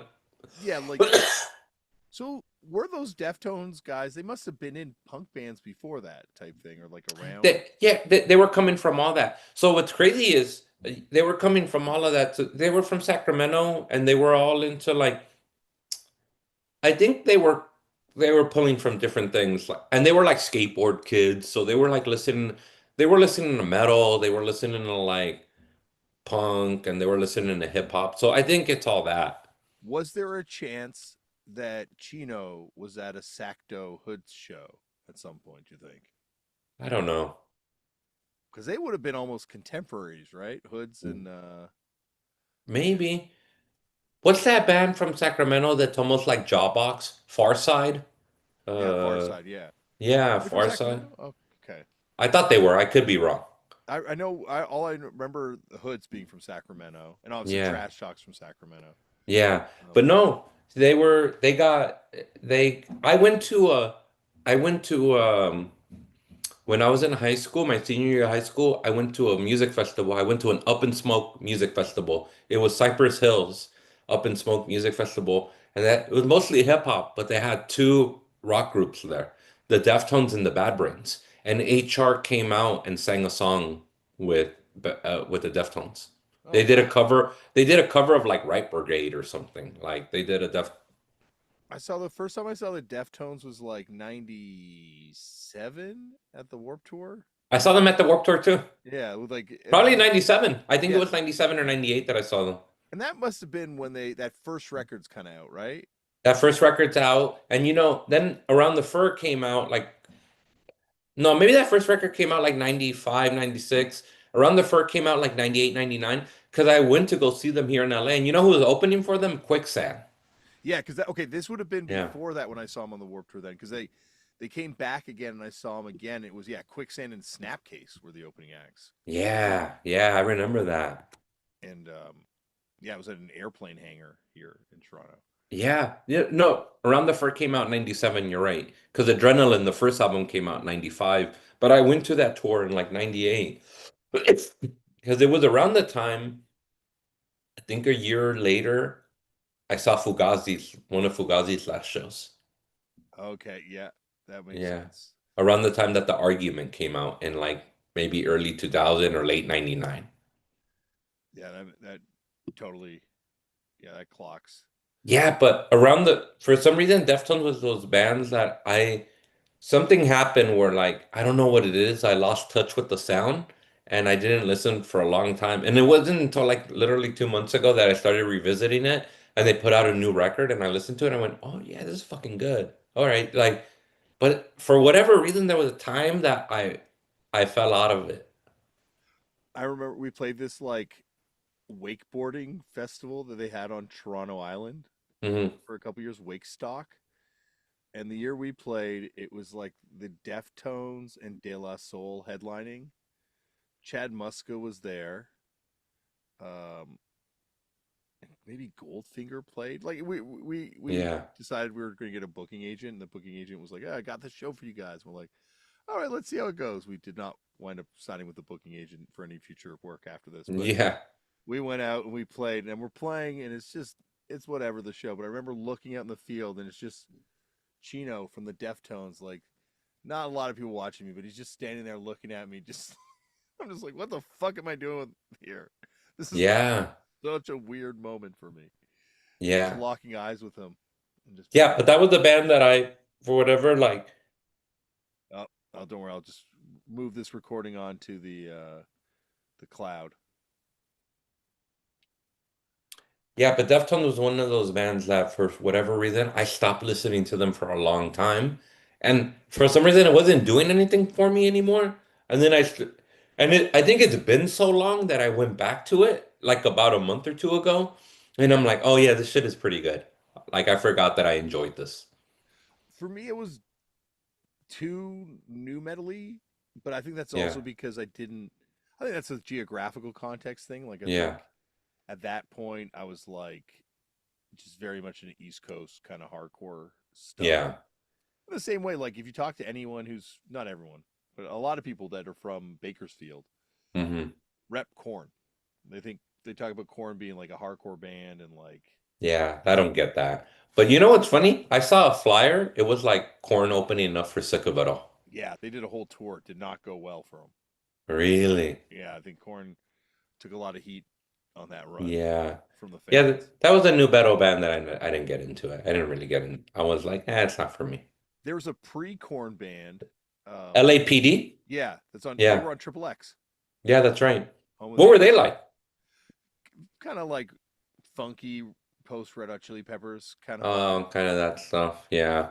You know what's so funny? Was it you? Maybe I heard this on your podcast.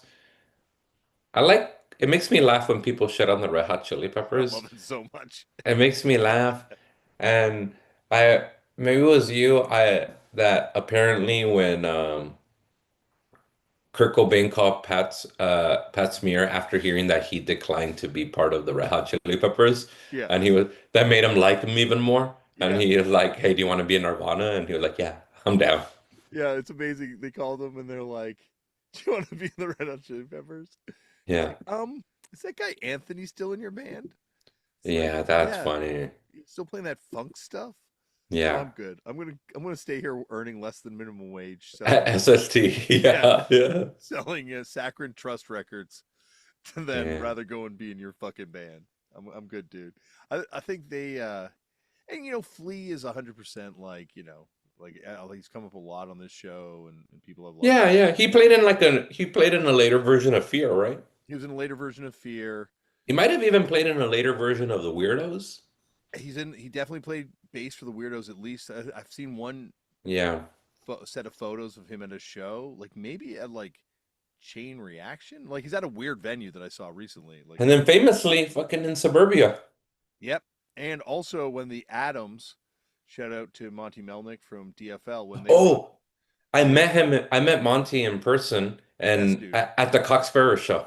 such a good dude. Such a sweet guy. And I love DFL was one of those bands that I discovered on Punkorama when I was a kid.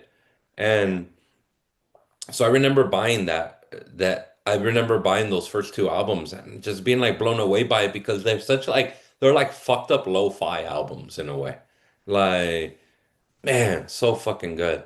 Yeah, I got into him through, well, I guess it would have been the Grand Royal BC Boys Yeah. kind of connection, but Yeah, like yep. one of those bands that I feel like now I even like it more than I did back then because I think I get Yes. it more musically. Yeah.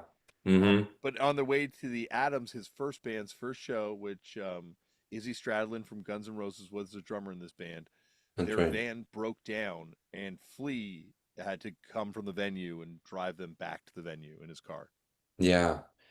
That's crazy. What's your favorite punk movie? Because I'm thinking of him in Suburbia as a kid. Like punk movie, like fictional scripted movie that like involves punk. Like it can be Repo Man, it can be anything from that. What was that really good movie about that traveling band that got into with the Nazis? Green Room? Oh, Green Room, yeah, about the fight with the Nazis at That was the a great movie. I thought that was a fucking great movie. I think if I'm gonna go see if it would you count 24-hour party people?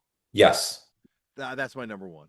Yeah, I fucking love that movie, dude. I, So I own good. that movie on DVD. I Same. just, what my favorite fucking part of that movie is? When Howard Devoto is in the bathroom and Yes. they break the fourth wall to talk into the screen and he's just like, this is not really how it went, but There's there's a great book, like an adapted screenplay book that Tony Wilson wrote, hmm where he goes through and it's like this never happened.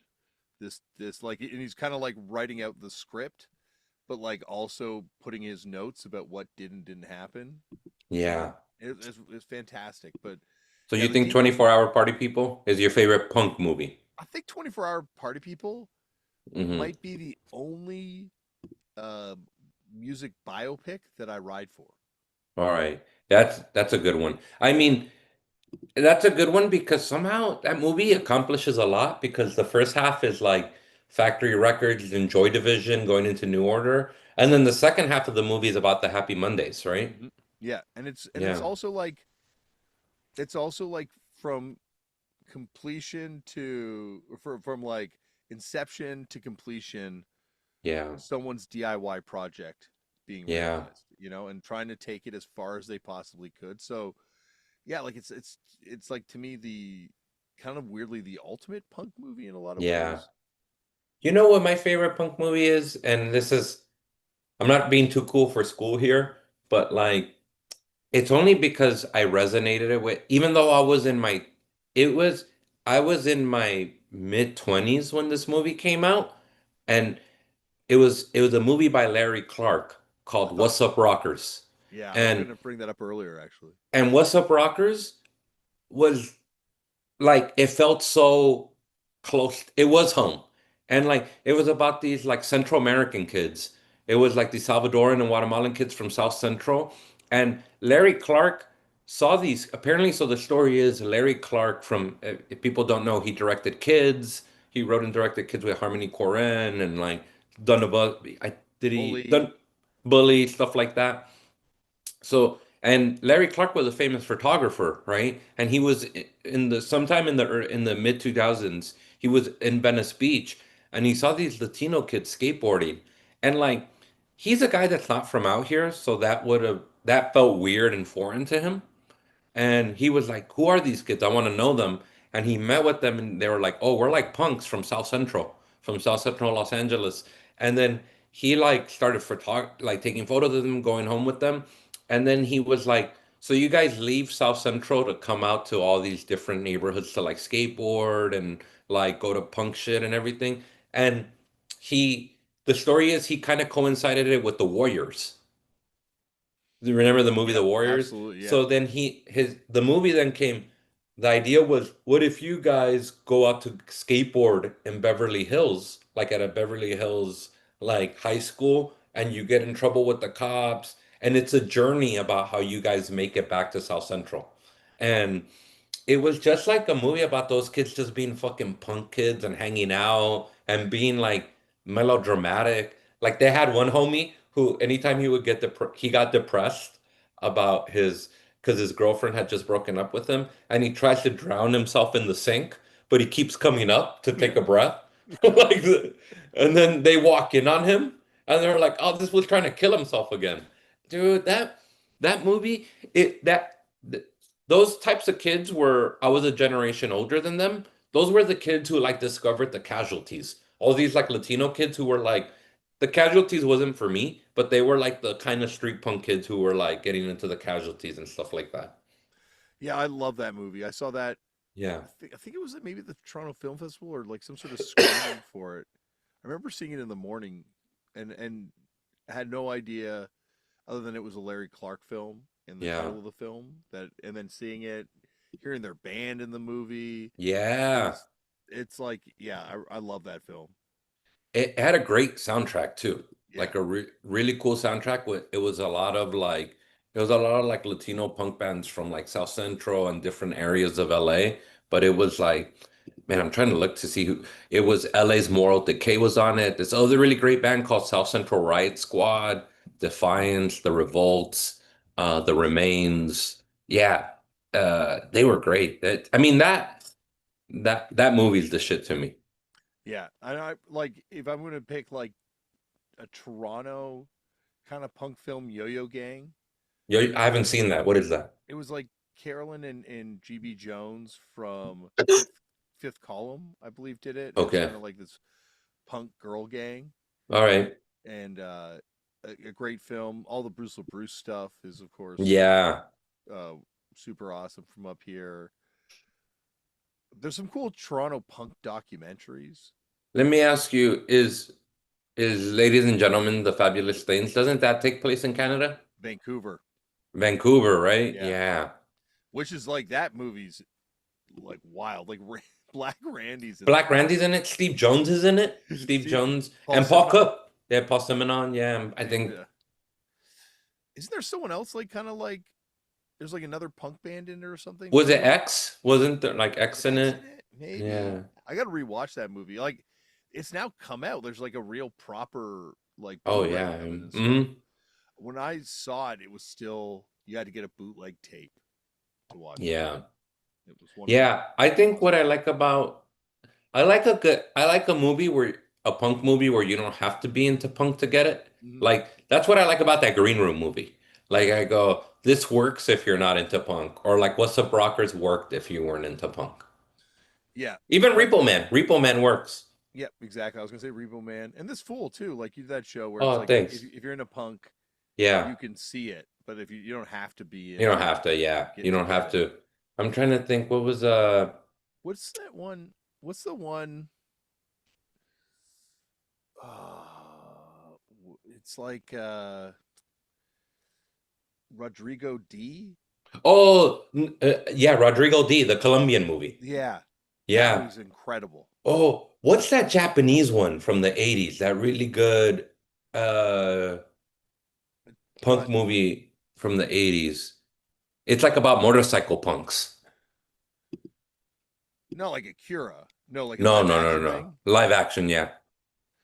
Is it? I don't know. Actually, is it directed by the guy from Stalin? Because I know he was a film director. I have to Let me like. see. I have to admit, like I think I've heard of this film, but I don't think I've ever seen it. I'm trying to Burst City. Have you never seen Burst City? Let me look that up now. Yeah, it's a Japanese film about punk rock. It's about like dystopian future. It's 1982. Oh man. Oh no, I did see this recently, and I have not seen this film. Like, I mean, I saw someone Oh, talking dude, about it. you should watch it. Burst City is a shit. Oh, that looks fucking crazy. It's nuts. It's a really dope movie. Also, have you seen Class of 1984? Yeah. That's a Canadian punk classic. Teenage Head. Oh, yeah. Oh, yeah. You know what? I'm gonna say What's Up, Rockers? And you know what's another good fucking amazing punk film that's like uh We Are Best. What is it? We Are Best. We Are the Best. It's this director Lucas Moodysson. Yeah, Are you familiar with this movie? We Are the Best? I don't know. When did Oh, it, oh, it came out in 2013. oh, you know what? I have not seen this. Oh, dude, watch this. It'll blow your mind. It's about two little girls in Stockholm. They're in junior high and they start a punk band. Oh, crazy. Is this by the same guy who did that movie Fucking 'Em All? I think so, yeah. What, okay, I remember watching that movie. I was like super into to movies thing. Oh, you know what's so fucking crazy? This guy just came up in a phone call that I had the other day, and I'm like, I don't know, I've seen. Dude, Yeah, show me watch love. We Are the Best. We Are I'll the watch that. Best. Yeah. It's the most charming movie about punk rock because it's about a little girl. It's like these two girls in junior high who discover punk music and it costs them their social group and they just become outsiders and it's about them trying to like dude, it's fucking great, man. It's really one of my favorites. Did you watch that show We Are Lady Parts that came out a couple years ago at all? Nah, what's that? It's about a bunch. It's an English sitcom about a group of women. Or I believe some one of the. Oh yes, I'm familiar. I know I saw like a trailer for this, but I didn't watch it. Was it good? It's good. It's got some like yeah, it's got some like really funny parts in it, and the Yeah. band's got some cool songs in it too. We enjoyed it. I don't think it got past the first season. There's also a Turkish Netflix show about Okay. a guy going back to our conversation from earlier, but a guy in his 40s that decides to get super back into punk and start dressing punk again and going to shows. Oh, okay. That's funny. And I That's have really not funny. watched it yet, but it looks like it's pretty awesome. Oh, dude, you gotta check out We Are the Best. It's like yeah, like I said, like the way they summarize it on Wikipedia is two 13-year-old girls ostracized by their peers for their love of punk rock. I And gotta like, check this out. Yeah. dude, it's great. Oh, I love Show Me Love Fucking Them All a lot when that came yeah. out. And that was Yeah. about when I stopped watching movies. I kind of yeah, like I was super super deep in the film thing. Like you were Yeah. talking about like aging out of punk. Yeah. My face was liking movies, I think. Yeah, you aged out of movies. Yeah, like I don't know. It's I yeah. Is it because they're time consuming? I don't think Like a movie you got to dedicate like 2 hours to? no, Or because like I still like there's like certain things that I like if it's a documentary about a subject I like or Mhm. something like that, I can sit there for hours and hours and watch it. Or I watch a lot more TV stuff though now, which goes maybe to your argument about the attention span thing. Yeah, maybe. But this is gonna be maybe this will bring me all back to movies. Dude, I'll put a list of punk movies. Okay, Yeah. have you The, seen? Do you see that like any of those new movies this year? Anything that you like this year? oh, what was that movie about the stealing movie? Caught Stealing. It Oh, has Cost. Yeah, it has punk shit in it. I really liked it. I got it. It takes place in the 80s or the 90s or Ye- something too. Yep, it takes place in the 80s. Yeah. Okay, yeah, that's one I saw too. Yeah. Gosh. I just like that. I like Aronofsky. Mm. Like, like Requiem for a Dream and like Black Swan and all that. So Caught Stealing was really fucking good. It takes place in the 80s on the Lower East Side, and it has like punks in it. Yeah, no, I've got to watch that. That was on my list of things to watch. Yeah, really good. I think the movie I probably enjoyed the most that I saw in the theater this year was the Yeah. live action How to Train Your Dragon. No, Oh yeah. I saw the Minecraft movie this year. Okay. Um, Good. yeah. Oh, Superman. Superman. Oh, I saw Superman. Well, it was cool because they ended on that great Iggy Pop song, right? Yeah, The punk rocker. and there's that whole speech about what it means to be punk in the middle of the film. Yeah.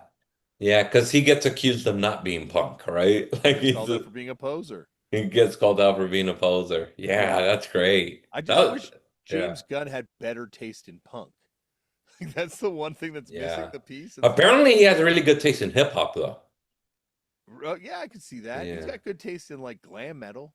Yeah. Like he's got, the punk stuff he Yeah. likes. Glam metal, this fool's a Hanoi Rocks fan or what?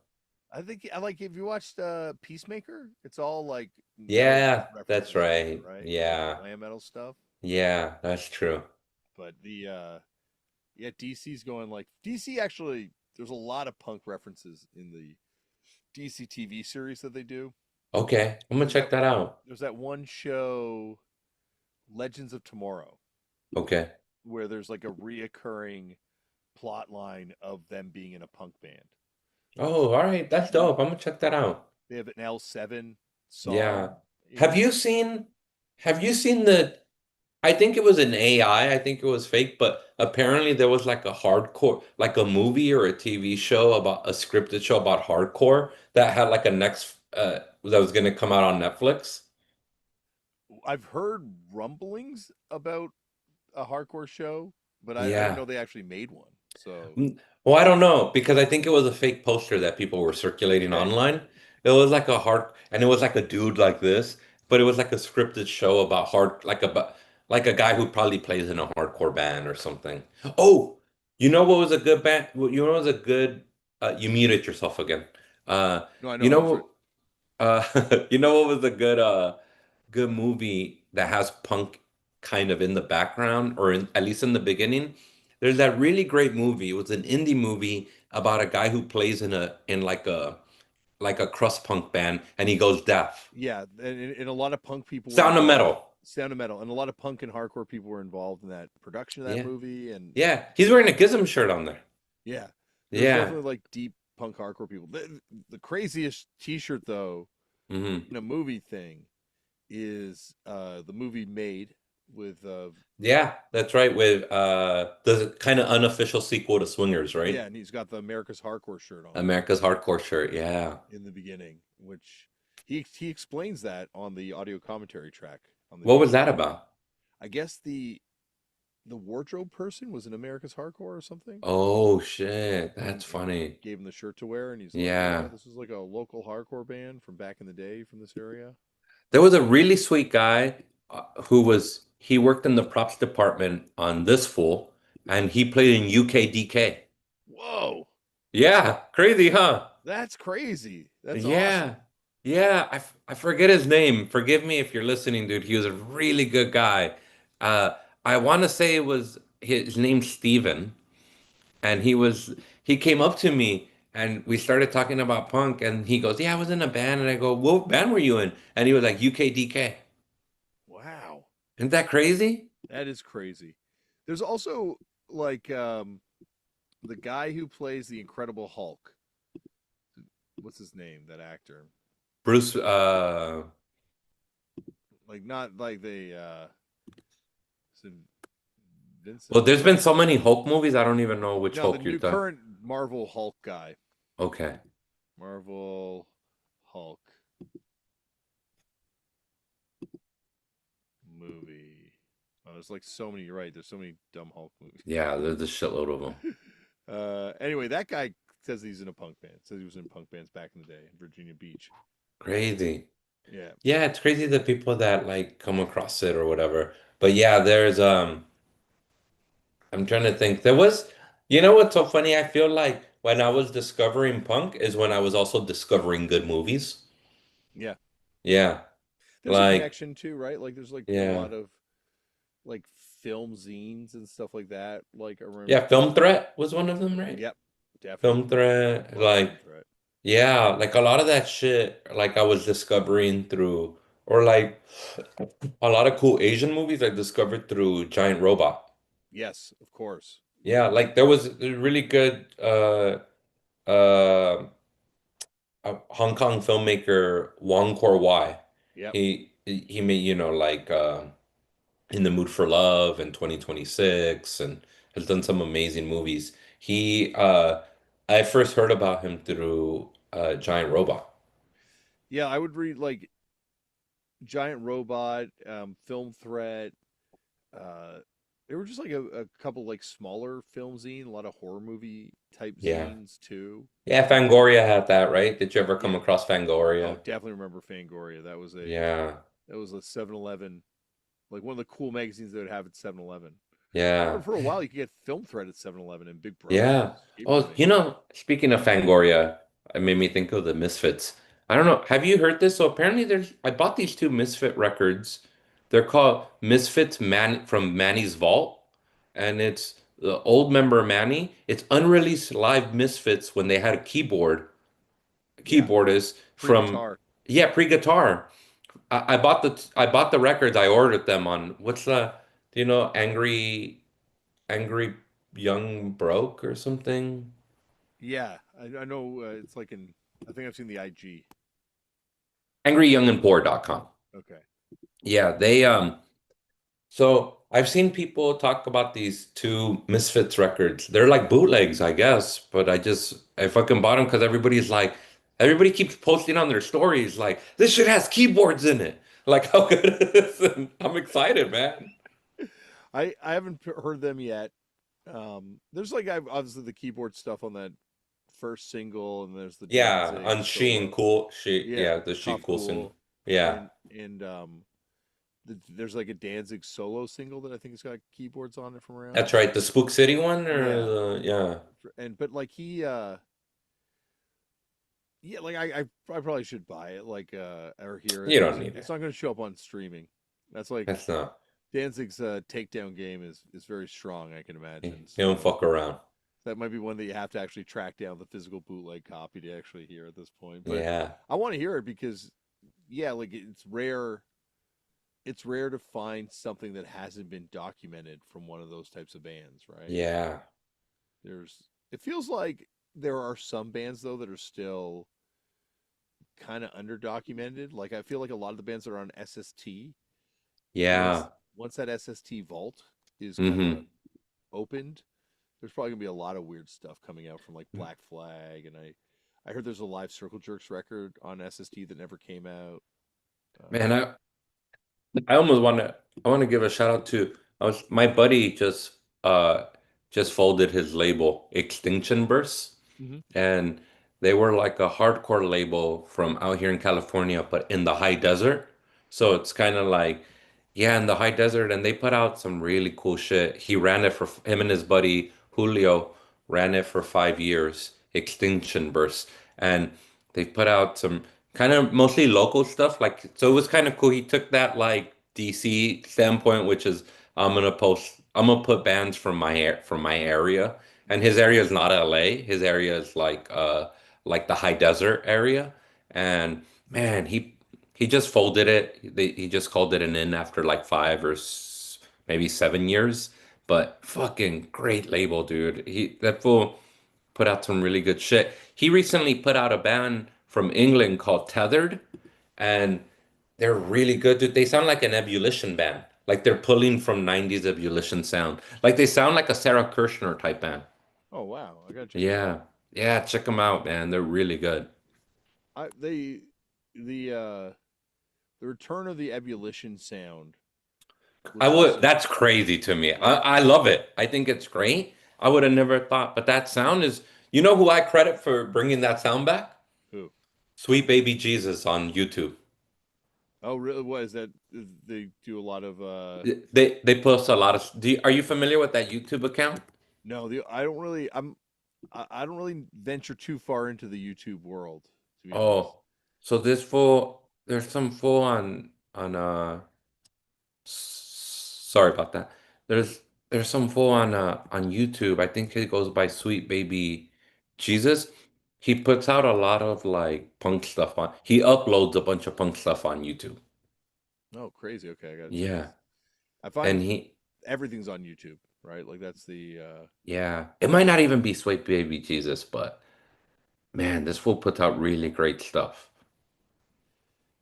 the like this generation, like the younger part of this generation, seems really about music discovery and finding Yeah, huh. really obscure records and yeah, latching on to certain bands and certain sounds.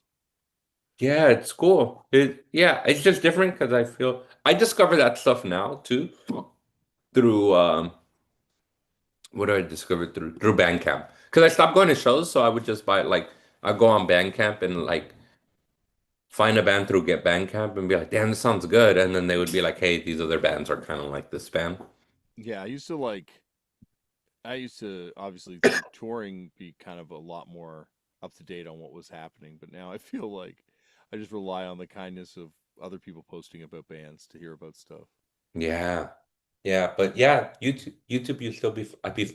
There's this guy and this guy called like K-Town Punk that he like puts out a lot of he uploads a lot of really good shit onto YouTube. I'm also like, and I guess you can monetize it, but I'm like always got a lot of admiration for someone who's like willing to like sit there and just rip and load up some like Yeah, super obscure thing. Just like I think people need to see this random yeah, VHS random tape. ass shit. Yes, Yeah. yeah. Yeah, I think people need to find out about this random like band from Nevada that only put out two like 7 inches or whatever, you know? Yeah, or like someone who's like sitting there looking at their VHS tape collection of shows being like, this is too good for me to just sit on. I got to share this with the world. I'm going to load this like 30-minute show of random hardcore band playing this like tiny basement show. Yeah. I love it. That's the thing about this culture is that people like there's not necessarily commercial upside to bootlegging this stuff or to put this stuff out there. I guess there No, is now. none. You get fame now from being a bootlegger. Yeah, yeah, that's true, right? There's a probably like all those YouTube people get a Yep. shitload of followers that I'm talking about Yeah. from like uploading shit and I guess essentially doing a digital bootleg on YouTube or whatever. Yeah. Bootlegging band shirts has become very common too, and like Oh, there's a guy that I buy shirts from. He's a bootlegger. yeah. He what's that motherfucker's name? Das Bootleg. I also like this the thing that I've also and I've talked about this before, but like where someone takes a super middle of the road band and then puts like the name on like a cool punk graphic with Oh like yeah. a very Yeah. logo flipping. Hey, remember when it was like all the memes were like it would be like it would it would be like the Depeche Mode, but and then it would go, and it would have the Cure logo on it. Yeah, Remember people were making memes like that? yeah. Yeah. I love when you get like records like that where it's got the wrong band's picture on the bootleg. Yeah. Like I, I've had people come up and get me to sign things that definitely wasn't like they printed out a photo of me on the internet, but it's not me. yeah, yeah, And they're like, yeah. "Hey, can you sign this?" I'm like, "Yeah, sure, Sure, why not? absolutely." Yeah. More likely to want to sign this, to be honest with you. Yeah, that's so funny, man. Yeah, it's crazy. I'm trying to think like yeah, there's a lot of shit I discover like that because I kind of stopped going to shows or like because of like I'll say this because of comedy, I I became so like narrowly focused on comedy that I never went to shows because I just had to do comedy at night. And that's the one thing I'll say. I always joke that comedy like pursuing stand-up comedy steals everything from you because then you're like, "Oh, I used to love all these things and now I'm fucking an asshole who tells jokes." And like but it was so when I started comedy and I stopped going and I like kind of stopped going to shows even before I started comedy. It was really through Bandcamp, like Bandcamp and shit like that. I would find a lot of bands that way. Well, you like, yeah, like I feel like, and obviously, go to as many shows as you want to, but at a certain point, it's not your world as much Yeah, anymore. and it's Yeah. like someone else's place to kind of like build their own thing. And Dude, this is what that Jaime Hernandez graphic novel is This How You See Me yeah, about. It's about them going to a show in their 50s. It's a group of women in their 50s. They're gonna go see this band that they love. And it's at the show that they realize like, oh my God, we're this is not ours anymore. And that's okay. And they all end up at a diner at the end of the book and they're just like kind of like laughing at themselves. yeah, like you never have to age out of this thing, but you also, I think, have to have a little bit of self-awareness that, Yeah, having self-awareness helps. yeah, that this is like because otherwise you just become like this like weird older gatekeeper person who's trying to like Yeah, keep it what it was when you were a kid, and it's just not going to be like that no. at this. I just yeah, it's a sad but natural thing that kind of happens. Like, I was telling my friend that I have this pet peeve. He's an emo guy, my buddy. He grew up like loving all those types of bands and like, but I mean, he's like, he grew up, these are bands I'm not familiar with, but he grew up loving bands like he'll like play this band called Reggie and the Full Effect. yeah, And yeah, yeah, and he likes the Wonder Years, yeah, yeah, the Wonder Year and Modern Baseball. yeah, Like those are all his bands, which is fine. I just don't I have no point of reference for those bands, and like I don't know that scene, but he loves that stuff. Like that's the shit he grew up into, and he loves it, and he'll play that stuff for me, and and he loves Newfound Glory, and he loves a lot of like pop punk and emo. Like that's his thing, which is funny. I always give him a hard time because it's only that stuff he likes. He doesn't go back. Like he's even told me, yeah, he goes, I'm not interested in looking back. I just like these bands. Like I just like I even told him, I go, what about the Get Up Kids? Like I'm not a Get Up Kids fan, but he goes, yeah, he goes, I don't know. I'm not interested. Like, yeah. That's would it be the production? I wonder what it would be I don't about. know. Yeah, But it's like funny because one time I told him, I go, oh, you like pop punk so much, like, do you like the Descendants? That's like the OG shit to me, the original shit. And he'd be like, nah, that's too close to real punk. wow. So it's Yeah. just like this like I like the Wonder Years. They're super cool people too, and I don't know any of these bands. And it's not a bad thing. Like he just loved that kind of music is what he loves, and it's just that, right? But he was telling me, but we talk about like he talks about like emo stuff, and he played in an emo band when he was like in high school or whatever. And so even though we don't like the same shit, we both kind of come from the same place, mhm. like.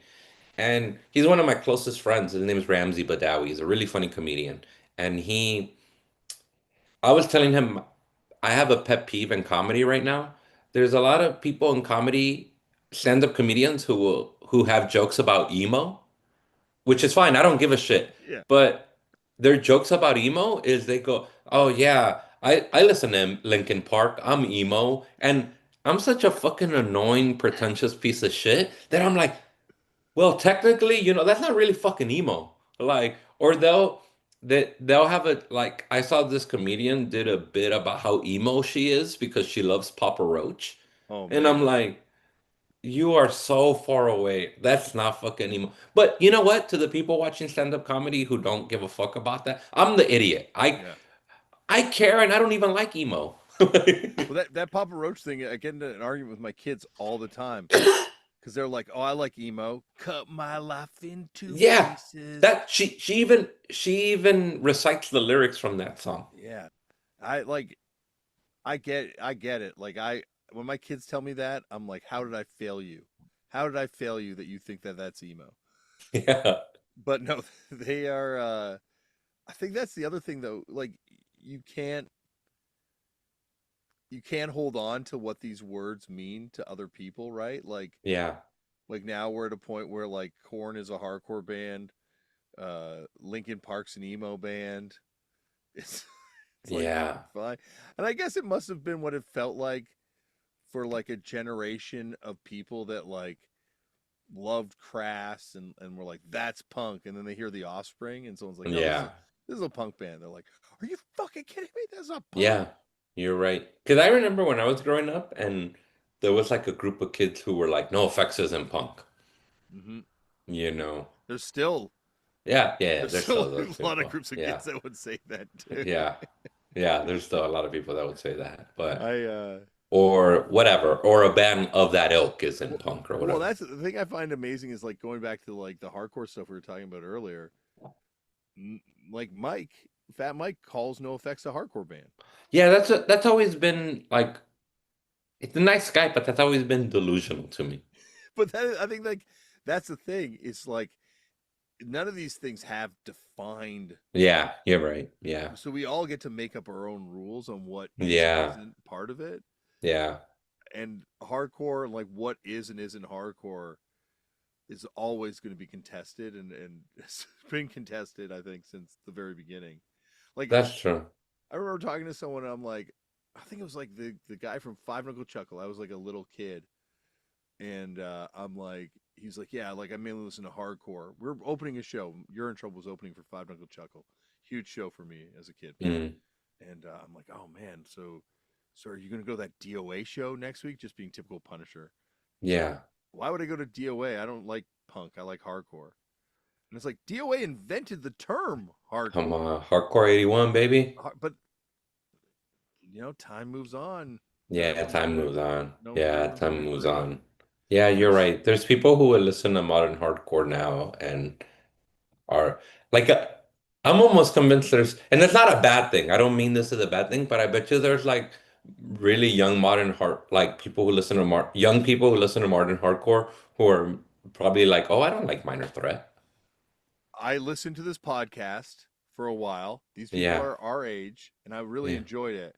And then one day they were talking about how they didn't really like Minor Threat, and the Bad Brains were kind of overrated. And I Whoa. just never I could never listen to it again. I Well, was like, see, that's what I mean. They like hardcore that isn't informed by punk. They like hardcore that's informed by other hardcore. or no, I think for them it's also like metal, like the stuff they like is Oh, yeah, you're right, probably. kind Yeah, of like from like that, metalcore.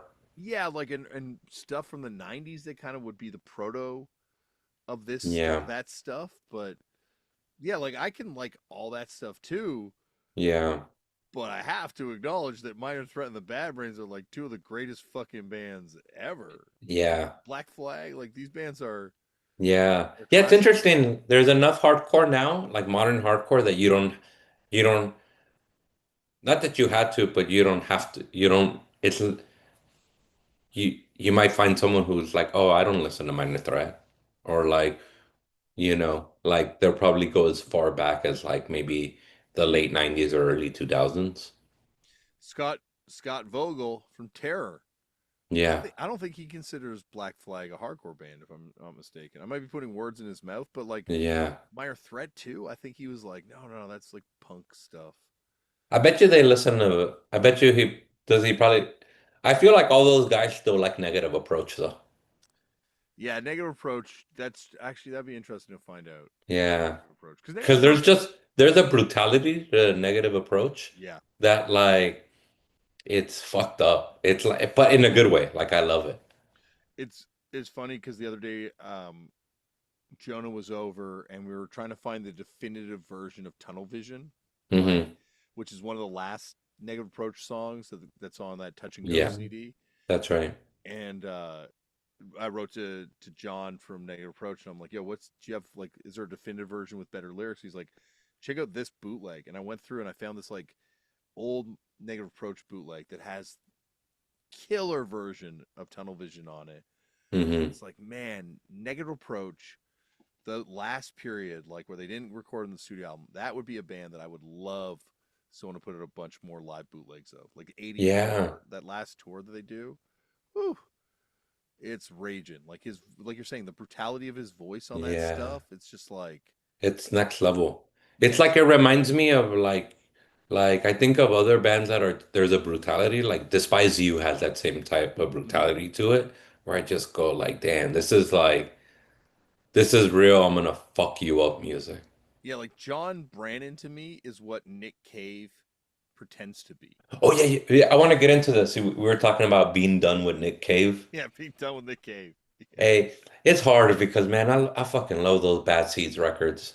I Like I even the new Bad Seeds records are fucking pretty damn good. I It probably just goes to show you though, like seriously, like it's the sad thing about art is that bad people, I'm not saying, or people with shitty opinions can still create good art.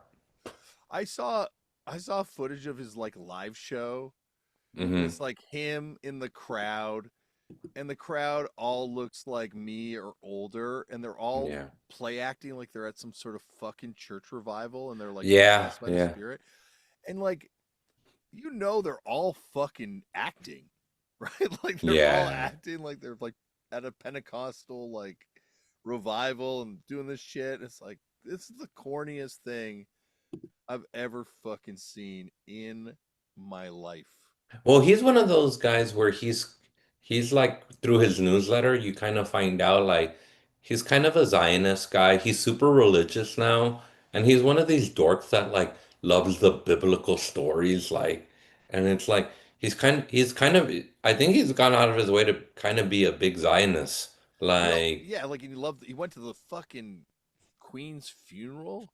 yeah, all that shit. And I'm just like, more and more, I'm just like, dog, you're like besides the Bad Seeds, what was the band before you were in Birthday party. Birthday Party? Or the band before that, the Boys Next Door. Boys Next Door, yeah. But I like But to me, I think of like Roland S. Howard and how dope Roland S. Howard is, yeah. and like you just Lydia go like, Lydia Lunch when she was on here said like yeah, like loved Roland, did not have much love for Nick. But yeah. Nick's been through like her But he's been really through some really bad losses really in his bad life, shit. like Like and really so awful shit. Yeah, yeah, like so I don't mean to shit on him for that side of things, and obviously like yeah, I imagine that affects and changes a person immensely. yeah. So just judging on that whole like Yeah, musical I or mean political, he's had some he lost his two sons, I think. He lost two two kids kids. pass away. Wow, I thought it was just Yeah. the one. That's yeah, unbelievably tragic. But I just yeah, there's like a cult around certain bands where I'm like I don't Hey, believe. you know who he dated, who I think is better than him? Uh, PJ motherfucking Harvey. yeah, PJ Harvey's pretty fucking amazing. Hey, PJ Harvey, she's a fucking gangster, dude. Those fucking albums are so informed by like blues punk, like the Gun Club and like weird like you could tell PJ Harvey was like would listen to like Laughing Hyenas. Yeah, I've always wondered like what was she musically super into? I mean, you listen to those PJ Harvey records, especially those early ones, there's a lot of like punk in there. Yeah, and she did that record with Albini producing it Yeah. too. Yep. Uh, like to be honest with you, like she's someone that I knew why people liked her. You know, I'm like, oh, people like her Yeah. because her music's really good and stuff. But I didn't really get into her till the Hope Demolition Project.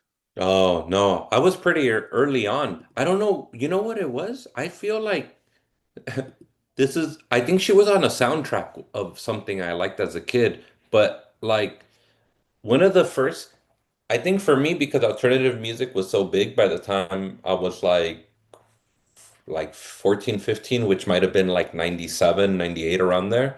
Like it was post Nirvana, all those bands were still big, like the big radio station K-Rock was still playing like a cool alternative shit. But that Rid of Me album, the one that Albini produced where she's like her hair is like whipping, you Yeah, know? That was, man, I bought that pretty early on. And if I remember correctly, I could be wrong, but she might have been on the Crow soundtrack. I think that makes sense. She's on the Crow soundtrack. That was a big soundtrack for me. Huge soundtrack for me. Cause like uh dude, The Cure was on it, Rage Against the Machine, Nine Inch Nails covering Dead Souls, and it was Rollins Bands did a cover of Ghost Rider, the Suicide song. Yeah, Yeah. And then Pantera did their cover of The Badge the by Poison Poison. Idea, and Yeah. that was actually released as a 12-inch too. Yeah, yeah, yeah, I remember that. No, she wasn't on it, but she was on something similar. She on the Natural Like Born Killers soundtrack. probably, yeah, probably something like that. But she was, man, I fuck with PJ Harvey. You know what it is? You can also tell like she was somebody that probably listened to those Fall and like The Fall. I would see Like it like the Fall, like that, the like fall. in England, the Fall are like they are like he revered, like Maybe, yeah. they were like a mainstreamy kind of like brushing up against type band. It feels like. Yeah. Um, He's really, I mean, him and his, and then later his wife was in the band, right? yeah, yeah, Yeah. Brick. Bricks. Yeah, Bix, yeah. But the fall, but you could hear that in her. You can hear like, oh, she listened to like, or she was also probably listening to some like Crass records and like, and probably like Laughing Hyenas and like Husker Du and stuff like that. Yeah, see, I like Yeah. all her stuff. I think it's good. But the Hope Six Demolition Project is one Hmm. of my favorite records of all time. Yeah. So when I saw her live, it would have been around that point. Like she was playing only pretty much only songs from that, and then at the end she like throws in some old songs, and the whole crowd lose it. I was so Hmm. bummed out when the old songs came on because I just wanted Oh, more. really? I just wanted more off that record. Yeah, that's a good one. Oh, Yeah. it's killer. And I like. I also love how she puts out demos for all her records after the fact too. Yeah. Yeah, she puts out, man, she was on the Crow soundtrack. Yeah, she was. Yep, I knew she was on it. Also, I think the lead single off that, or one of the big singles off that, was the Jane Siberry song. Rest in peace, Jane Siberry, Yeah. Mm-hmm. Canadian new wave alternative icon. Yeah, she was, man, she still holds up. I don't know what she's put out recently, but she put out an album a few years ago that I listened to that. It came out like 4 years ago. That was really good. But yeah, she's fucking great. She, Jane Siberry is not dead. all right. I just Yeah, had that. sorry. Yeah, sorry. I'm very sorry about that. I don't know Yeah. why I thought that, but Yeah. Jane Siberry is not dead. It was very weird that she did have um, that song though on the Crow soundtrack. I remember thinking that as a kid. Yeah, yeah, that Crow soundtrack, man, that was the shit for me. I definitely was a. I don't remember having the Crow soundtrack. I remember my brother had, I think, the Natural Born Killers soundtrack. That was a big one too. Yep, I remember the Glory Days soundtrack being a big one. Yeah, Ben that Affleck's soundtrack. first movie. That's right. I think This is a Hudson big Records put that one. out. Yeah, that's right. Yeah, I remember that. Judgment Night soundtrack. Judgment Night was huge because that was the rap rock one when it felt like interesting. It Yep, was like it was interesting. yep. I think anything that gave the world a Dinosaur Jr. Del the Funky Homo Sapien song. Yeah, that was cool shit. And That who did Slayer do a song with? Slayer was on that soundtrack. is it Slayer and Biohazard or Slayer and Body Count? Uh, Let me look this up because that soundtrack was so big. I had it on tape. Yeah, it was definitely. I had a CD of that one. I think it's one of the early CDs that I ended up owning. But that was a Oh, that one, I'll tell you, it was Helmet and House of Pain did a song together, yes. and it was Teenage Fan Club and De La Soul did a song together, I can and still then rap that whole song. the Teenage Fan Club and De La Soul one. Yeah, Yeah, that's dope. And then Living Color and Run DMC did one. And then no, this one makes more sense. Biohazard and Onyx did a song together. that's right. And then Slayer and Ice-T, Faith No More and Booyah Tribe, Sonic Youth and Cypress Hill, Mudhoney and Sir Mix-a-Lot, which is funny. Yep. I don't remember that. That's hilarious. And the song is called Freak Mama. So, Maskus told me that he was allowed to pick what rapper he did a song with. Really? So he picked Del the Funky Homo Sapien. Oh, wow. That makes sense. Yeah, because he saw his Yeah. video and was like, Dinosaur, Junior and Dell, and then Therapy and Joe Fatal. yeah, that's And a weird then, one. yeah, and Pro Jam and Cypress Hill again. Was Yeah. it's weird that Cypress Hill had two songs on that. Yeah, they had two songs on that. Yeah. That's crazy. They're the only one. Yeah, that was a big soundtrack though. That was Oh, huge. definitely. I went back and rewatched the movie. Does Does it hold not, up? not at all. Nah. It's not really good at all. Man, I haven't seen that movie in such a long time. You can, it was on like I made my Lauren, my Yeah, long yeah. suffering wife, watch it with me, and she's like, "You like this movie?" I'm like, "It's like way better when I was 11 or That's so 13." I funny. guess I was It was one 13. of those, yeah. Saw it in the theater when it came out too. I think of you know what was even though they were kind of like a generic rock band, but I still like them. Was I remember in Michael Mann's movie Collateral. Have you ever seen Collateral? Is that With Arnold Tom, Schwarzenegger? no, it's Tom Cruise and Jamie Oh, Foxx. yes, yeah. Collateral Damage is the Arnold Schwarzenegger one, Yeah. I think. Yeah. There's a part in Collateral that every dumb dude, and I'm including myself in this, that there's a part in that movie where there's like a coyote walking down the street, and then Jamie Foxx makes eye contact with the coyote, and then Shadow of the Sun by Audio Slave comes on, and every dumb dude, me including, was like, "That's a deep ass moment right there." That's- Were you an Audioslave fan? I liked it. I No. mean, Okay. because you know, I like the Soundgarden. Yeah, Soundgarden was like the band that I could never. I think he was too good looking. Maybe that was my hang up with Yeah, it. that fool was a crooner. He could croon. He could croon. But you know what it is? I just came of that age too when like Black Hole Sun was a big radio hit and the video was huge.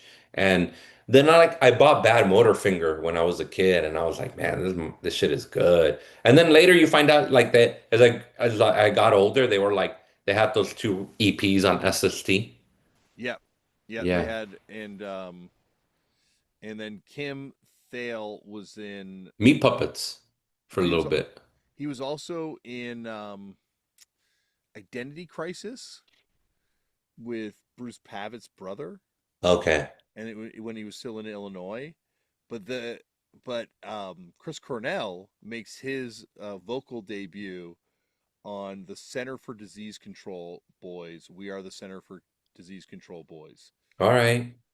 I don't know if he sings on all the tracks, but it has become a very expensive record. I bet. It's one of Yeah. those ones that, like, if you find it though, you'll find it for like no money in the wild. I think because like it does not look like I picked it up for like $3 when I bought it years ago, Yeah. just because I didn't even know what it was, and then it sat in my collection for a very long time till I realized who was on it. Hmm. But it's a yeah, like I guess it's like a punk supergroup from Well, I didn't know that. Seattle. Yeah. Yeah, I liked all that stuff. I mean, it was just such a big part of like rock radio that you would just like it's like audio like Soundgarden. I fuck with Temple of Dog. Like, you know. We've got like I love Temple of the Dog. Yeah. That song's fucking killer. I like Yes. and the Soundgarden too. Like I you know I don't I love Pro Jam, but I fucking love that Vitology album.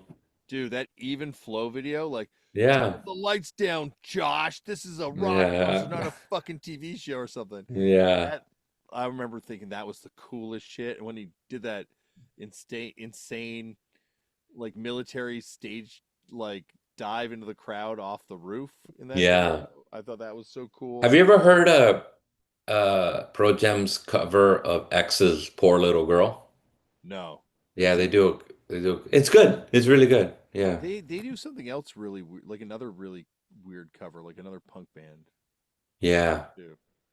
Well, they have like mystic connections in Pearl Jam, Yeah, that's right. right? So Yeah.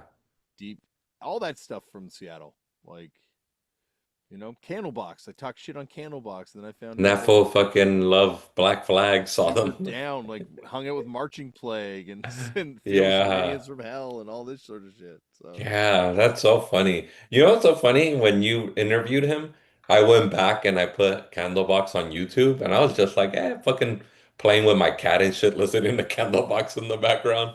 yeah, like I didn't realize, like, oh my god, like yeah, I totally like Yeah. I love this song when it came out. Yeah. Yeah. We Big. also we also have like a whole swath of alterna rock from up here that just never made any noise in America. Really? Yeah. Yeah, that makes sense. Yeah. Oh, real quick, you know what was huge? A big compilation.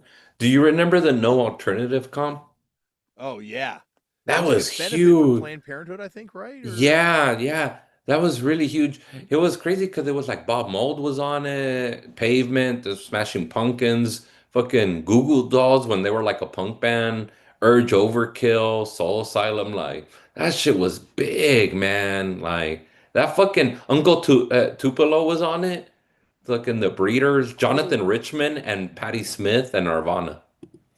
okay. Now I remember the CD being out, and it was at the time when like CDs were like $20, $30. So I Yeah, never had a copy of it. None of yeah. my friends had a copy of it, but I would always be something I'd pick up and be like, "Oh My shit!" sister had a copy of it, my older sister, because she was a waitress. She was already had a job and she was a waitress and she worked like at a diner called Ruby's here in LA and it was like across the street from a Tower Records and a Warehouse Music and a Warehouse Music and she had that record and I'd play the shit out of that. And you know what's so funny? It's like I remember Matthew Sweet is on there and I think of like who's the guy from the Boydoids who plays for Matthew Sweet? Or no, one of the guys from television produced all those Matthew Sweet Yeah, records. Or from television or Boydoids? Was it Ivan for Julian? Voidoids. No, it's Ivan Julian? no, it's the guy who was on this podcast. Why can't I fucking Ivan Julian. uh Ivan Julian wasn't on the show though. It It's wasn't Robert Quinn. no, it's man, let me look this up. Discogs blank generation. Dog, I know your podcast more than you. I'm pretty positive it was it was Ivan Julian. I could be wrong. Uh, yes, it was Ivan Julian. I knew it, my You boy. I did knew know. it. I fucking Sorry, I love it. apologize. Yes, Ivan Come Julian, of course, on. was I'm the telling you, I fucking damn. this I'm this stupid. I'm a real fan, baby. You I'm are. here. I'm li You are. You are Yeah. definitely. TOAP, come on. I stand corrected. But I was gonna Yeah. say on this no alternative, I Yeah. had no fucking idea that the Verlaines and the Straight Jacket Fits were on this Yeah, shit. that's right. Yep. I could have been into this fucking New Zealand shit Yeah, years man. ago, man. I Yeah, he could could have. have been. Damn it. Yeah. Yeah, for real. Some New Zealand shit was on there. Yeah, that comp was really big. Instead, I But had to find DCC rarities. what was like alternative Canadian bands? So, um, I guess like Tragically Hip, Mm-hmm. who became so much Oh, money. yeah. That then Our Lady Peace. I think they had an MTV Buzz video All right. back in the day. I Mother Earth was another band from back then. Moist was Moist. another one. Not these are not great names. No, no, these are not. Gandharva's First Day of Spring is an all-time jam, Okay. song wise. But the best of all these bands is Sloan. Yeah. Oh, yeah, yeah, of Yeah, course. Sloan is like legitimately good. Like probably the best mainstream Canadian band of all time. Really. I think so. Yeah, yeah, that's true. I feel like Sloan is big outside of Canada, don't you think? I think they're culty outside of Canada, Yeah. but I don't think they ever had like they never had like a Buzzbin video in America, I don't think. Oh, I feel you. Like that's the true mark of Canadian success is when you get like a little bit of hype going on in the US. That's funny. There was a band who never made it like big, but they were kind of like man, Steve Albini like recorded their first album. They were called Distortion Felix. They were Really? like, From where? yeah, from LA. They were like Latino Oh, dudes okay. from LA. Like one of them went on to join the Mars Volta like years later. Oh, wow, okay. Yeah. And Distortion Felix, man, they have this album called I Am an Athlete. Fucking great. Like kind of like distortion-y, kind of like yeah, their first album was recorded and mixed by Steve Albini. And there were these guys from like from what I understand, like one of the guys was from East LA and the other guy, his name was I'll tell you right now, his name they played his name was Juan Aldrete de la Peña. He was in this famous metal band or like called Racer X in the 80s. Oh, I remember Racer X. Absolutely. Yeah. But then he ended up like years later in Mars Volta. But he played in this Distortion Felix band, and they're kind of like a shoegazy, almost kind of like they almost feel like akin to like fuck, I don't know, like Jawbox. Okay. Almost like Jawbox type sound. It's crazy that they like yeah only had these two records. The second one, oh, it did come Yeah. out eventually on Alias. It looks like it was only a CDR. I'm an athlete, but Yeah, but it eventually came out. It came out on Alias. It's really fucking good. It Alias took is one of the weirdest labels too. So Yeah, but it came out really good, and I'm telling you, yeah, Albini produced them.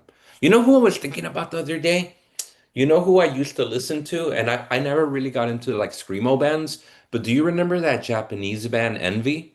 yeah, they've come up like three times in the past day frames. Dog, Weirdly, I was into them because they did a split with like some ebullition band.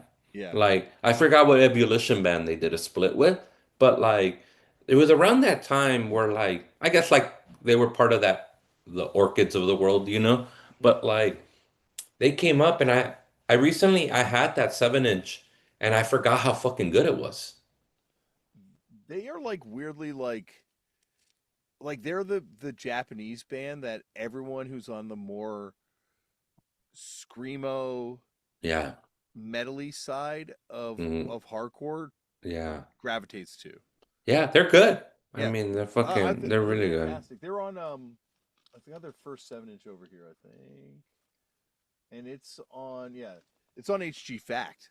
Oh, So okay. that fucked up's on HG Fact, but Yeah. like all the cool Death Sides on HG Fact, all the Judgment singles on HG Fact.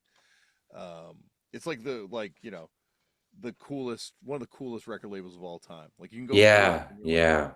everything's on there. But yeah, MB, I think this is the first or an early single by him at least. I could be wrong. I just feel like they made oh, that's what it was. They made they did a single with fucking Steve Aoki's old band, This Machine Kills. A Okay. split. I had that. Was it on his label? No, it was on HG Fact. It was on HG Fact. Wow. Yep. Mm-hmm. Steve Aoki put out a record on HG Fact. Yeah. My buddy Ray, who he's folded his label Extinction Burst. He played in this band that I got to see live. Uh at this there was this really cool club here called PCH Club in LA. And I went to the PCH Club when I was young, maybe like 17, 18, maybe a little even younger. So my buddy was in a band with Steve Aoki called Esperanza. And I remember Esperanza. yeah, you remember They Esperanza? put out records. They they were on a lot of comps and they put out records. They have a discography that he put out through his label Extinction Burst, but they were on a lot of 625 thrashcore comps. Yeah, okay, that makes sense. Yes. Yeah. That's But he was in the band with them. He was like I was like, because I remember I asked him, I go, hey, you still talk to Steve Aoki? He goes, nah, man, I haven't talked to him in years. He goes, I sent him the record, just the Esperanza record, just to let him know that I pressed it, but I never heard anything. He seems like a guy that doesn't talk about punk at all. well, no, he does because he takes all his records and seals them in a Mylar box now and gets them rated. Oh, And that's right. I heard about that. he's already Didn't he famously buy this Captain Jazz record or some shit he like bought the that? original artwork for the Captain Yes, Jazz that's what I record. heard. Yeah, that's what Yeah. I heard. He also Yeah. got like a bunch of weird bootlegs graded. I don't know if he thought they were like not bootlegs or maybe it's cool to grade the Yeah. bootlegs now. He also though I think is the crypto guy for Trump. Oh, that's sad. That's I heard recently that he's That's sad. You maybe know what's so funny? I was telling my wife the other day, like and I don't want to name names or anything, but like you find out like some people in this shit how shitty they are. Like, so I through through a friend on Instagram, through a guy that I bought records from.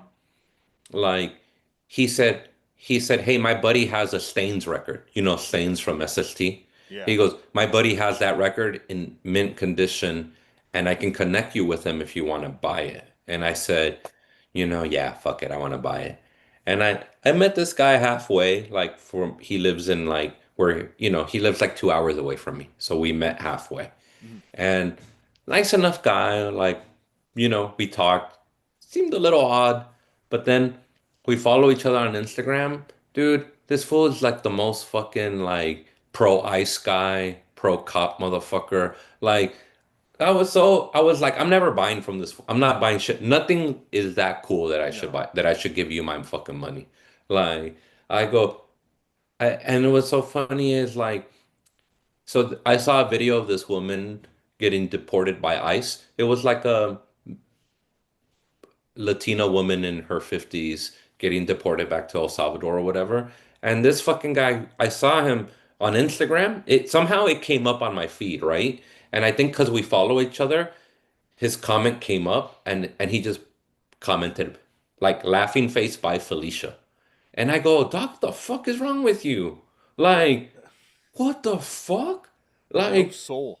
no, that's no soul. Look, I don't, if you have some sort of more moderate stance on immigration, I don't know that I'm going to agree with you, but at least I feel like, okay, well, whatever. You're not being inhumane, maybe, right? Or like, but to like type that by Felicia shit on some woman who's like scared and crying.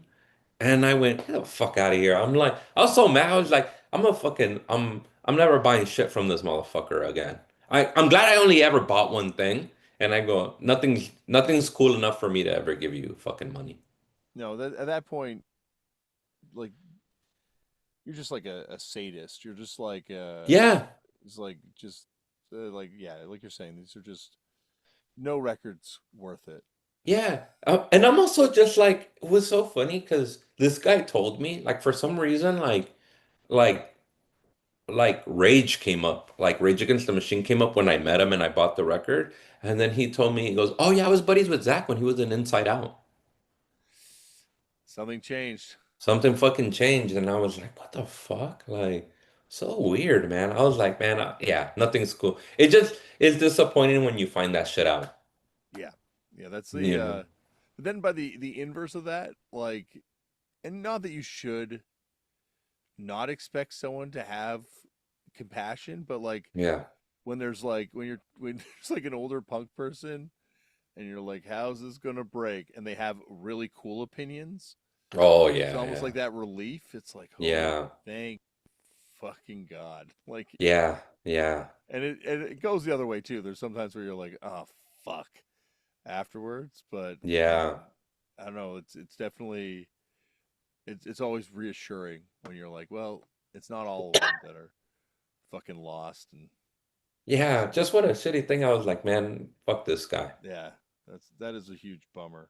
The Yeah. Stains record is also fucking Oh, amazing. no, I was happy to get it. I found this post the fact like maybe even a year after buying it or You whatever. liberated it from him. It Yeah, was, fuck that motherfucker, man. you know, But yeah, it was just like, yeah, it just sucks when you come across that shit and you go, man, this is just a soundtrack to you, it means nothing. yeah, yeah. It's just Yeah. like, well, it's like all these bands. Like when people listen to it and they're like, and I guess it goes the other way because I definitely listen to like metal bands or death metal bands that are singing about shit that I have like, Yeah. I no relationship to. yeah. But I think a lot of times that's also not their real opinions. Whereas something like Rage Against the Machine or a lot of these punk bands, it's like, how could Yeah. you listen to it and not, Yeah. have some of it rub off on you? But what else Yeah, can you some do? of it, I'm not saying that you should be out there fucking throwing Molotov cocktails or anything, but like if you didn't, if this, if this music didn't give you a little bit of compassion and questioning authority a little bit, I go, that you were never listening.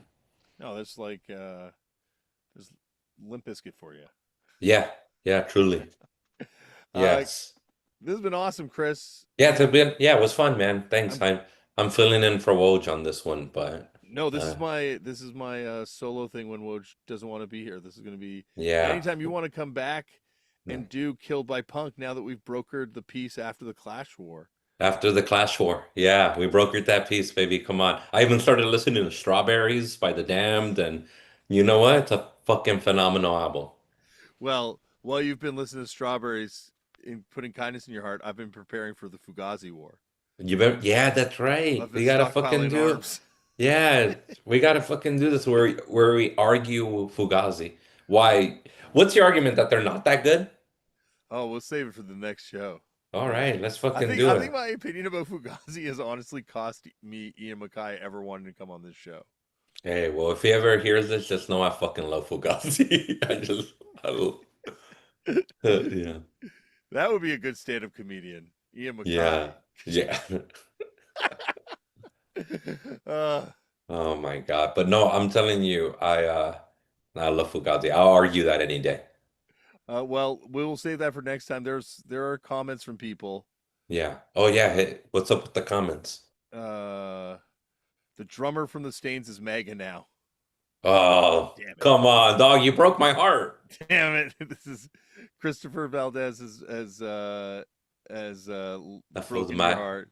yeah. And he saw them with Softly Roadie for the Weirdos once in 1990, All right, dope. and someone else said hello there. But Hey, thank what's you up? everyone for Yeah, thank you guys for listening. and hanging out. And Chris, anytime, buddy.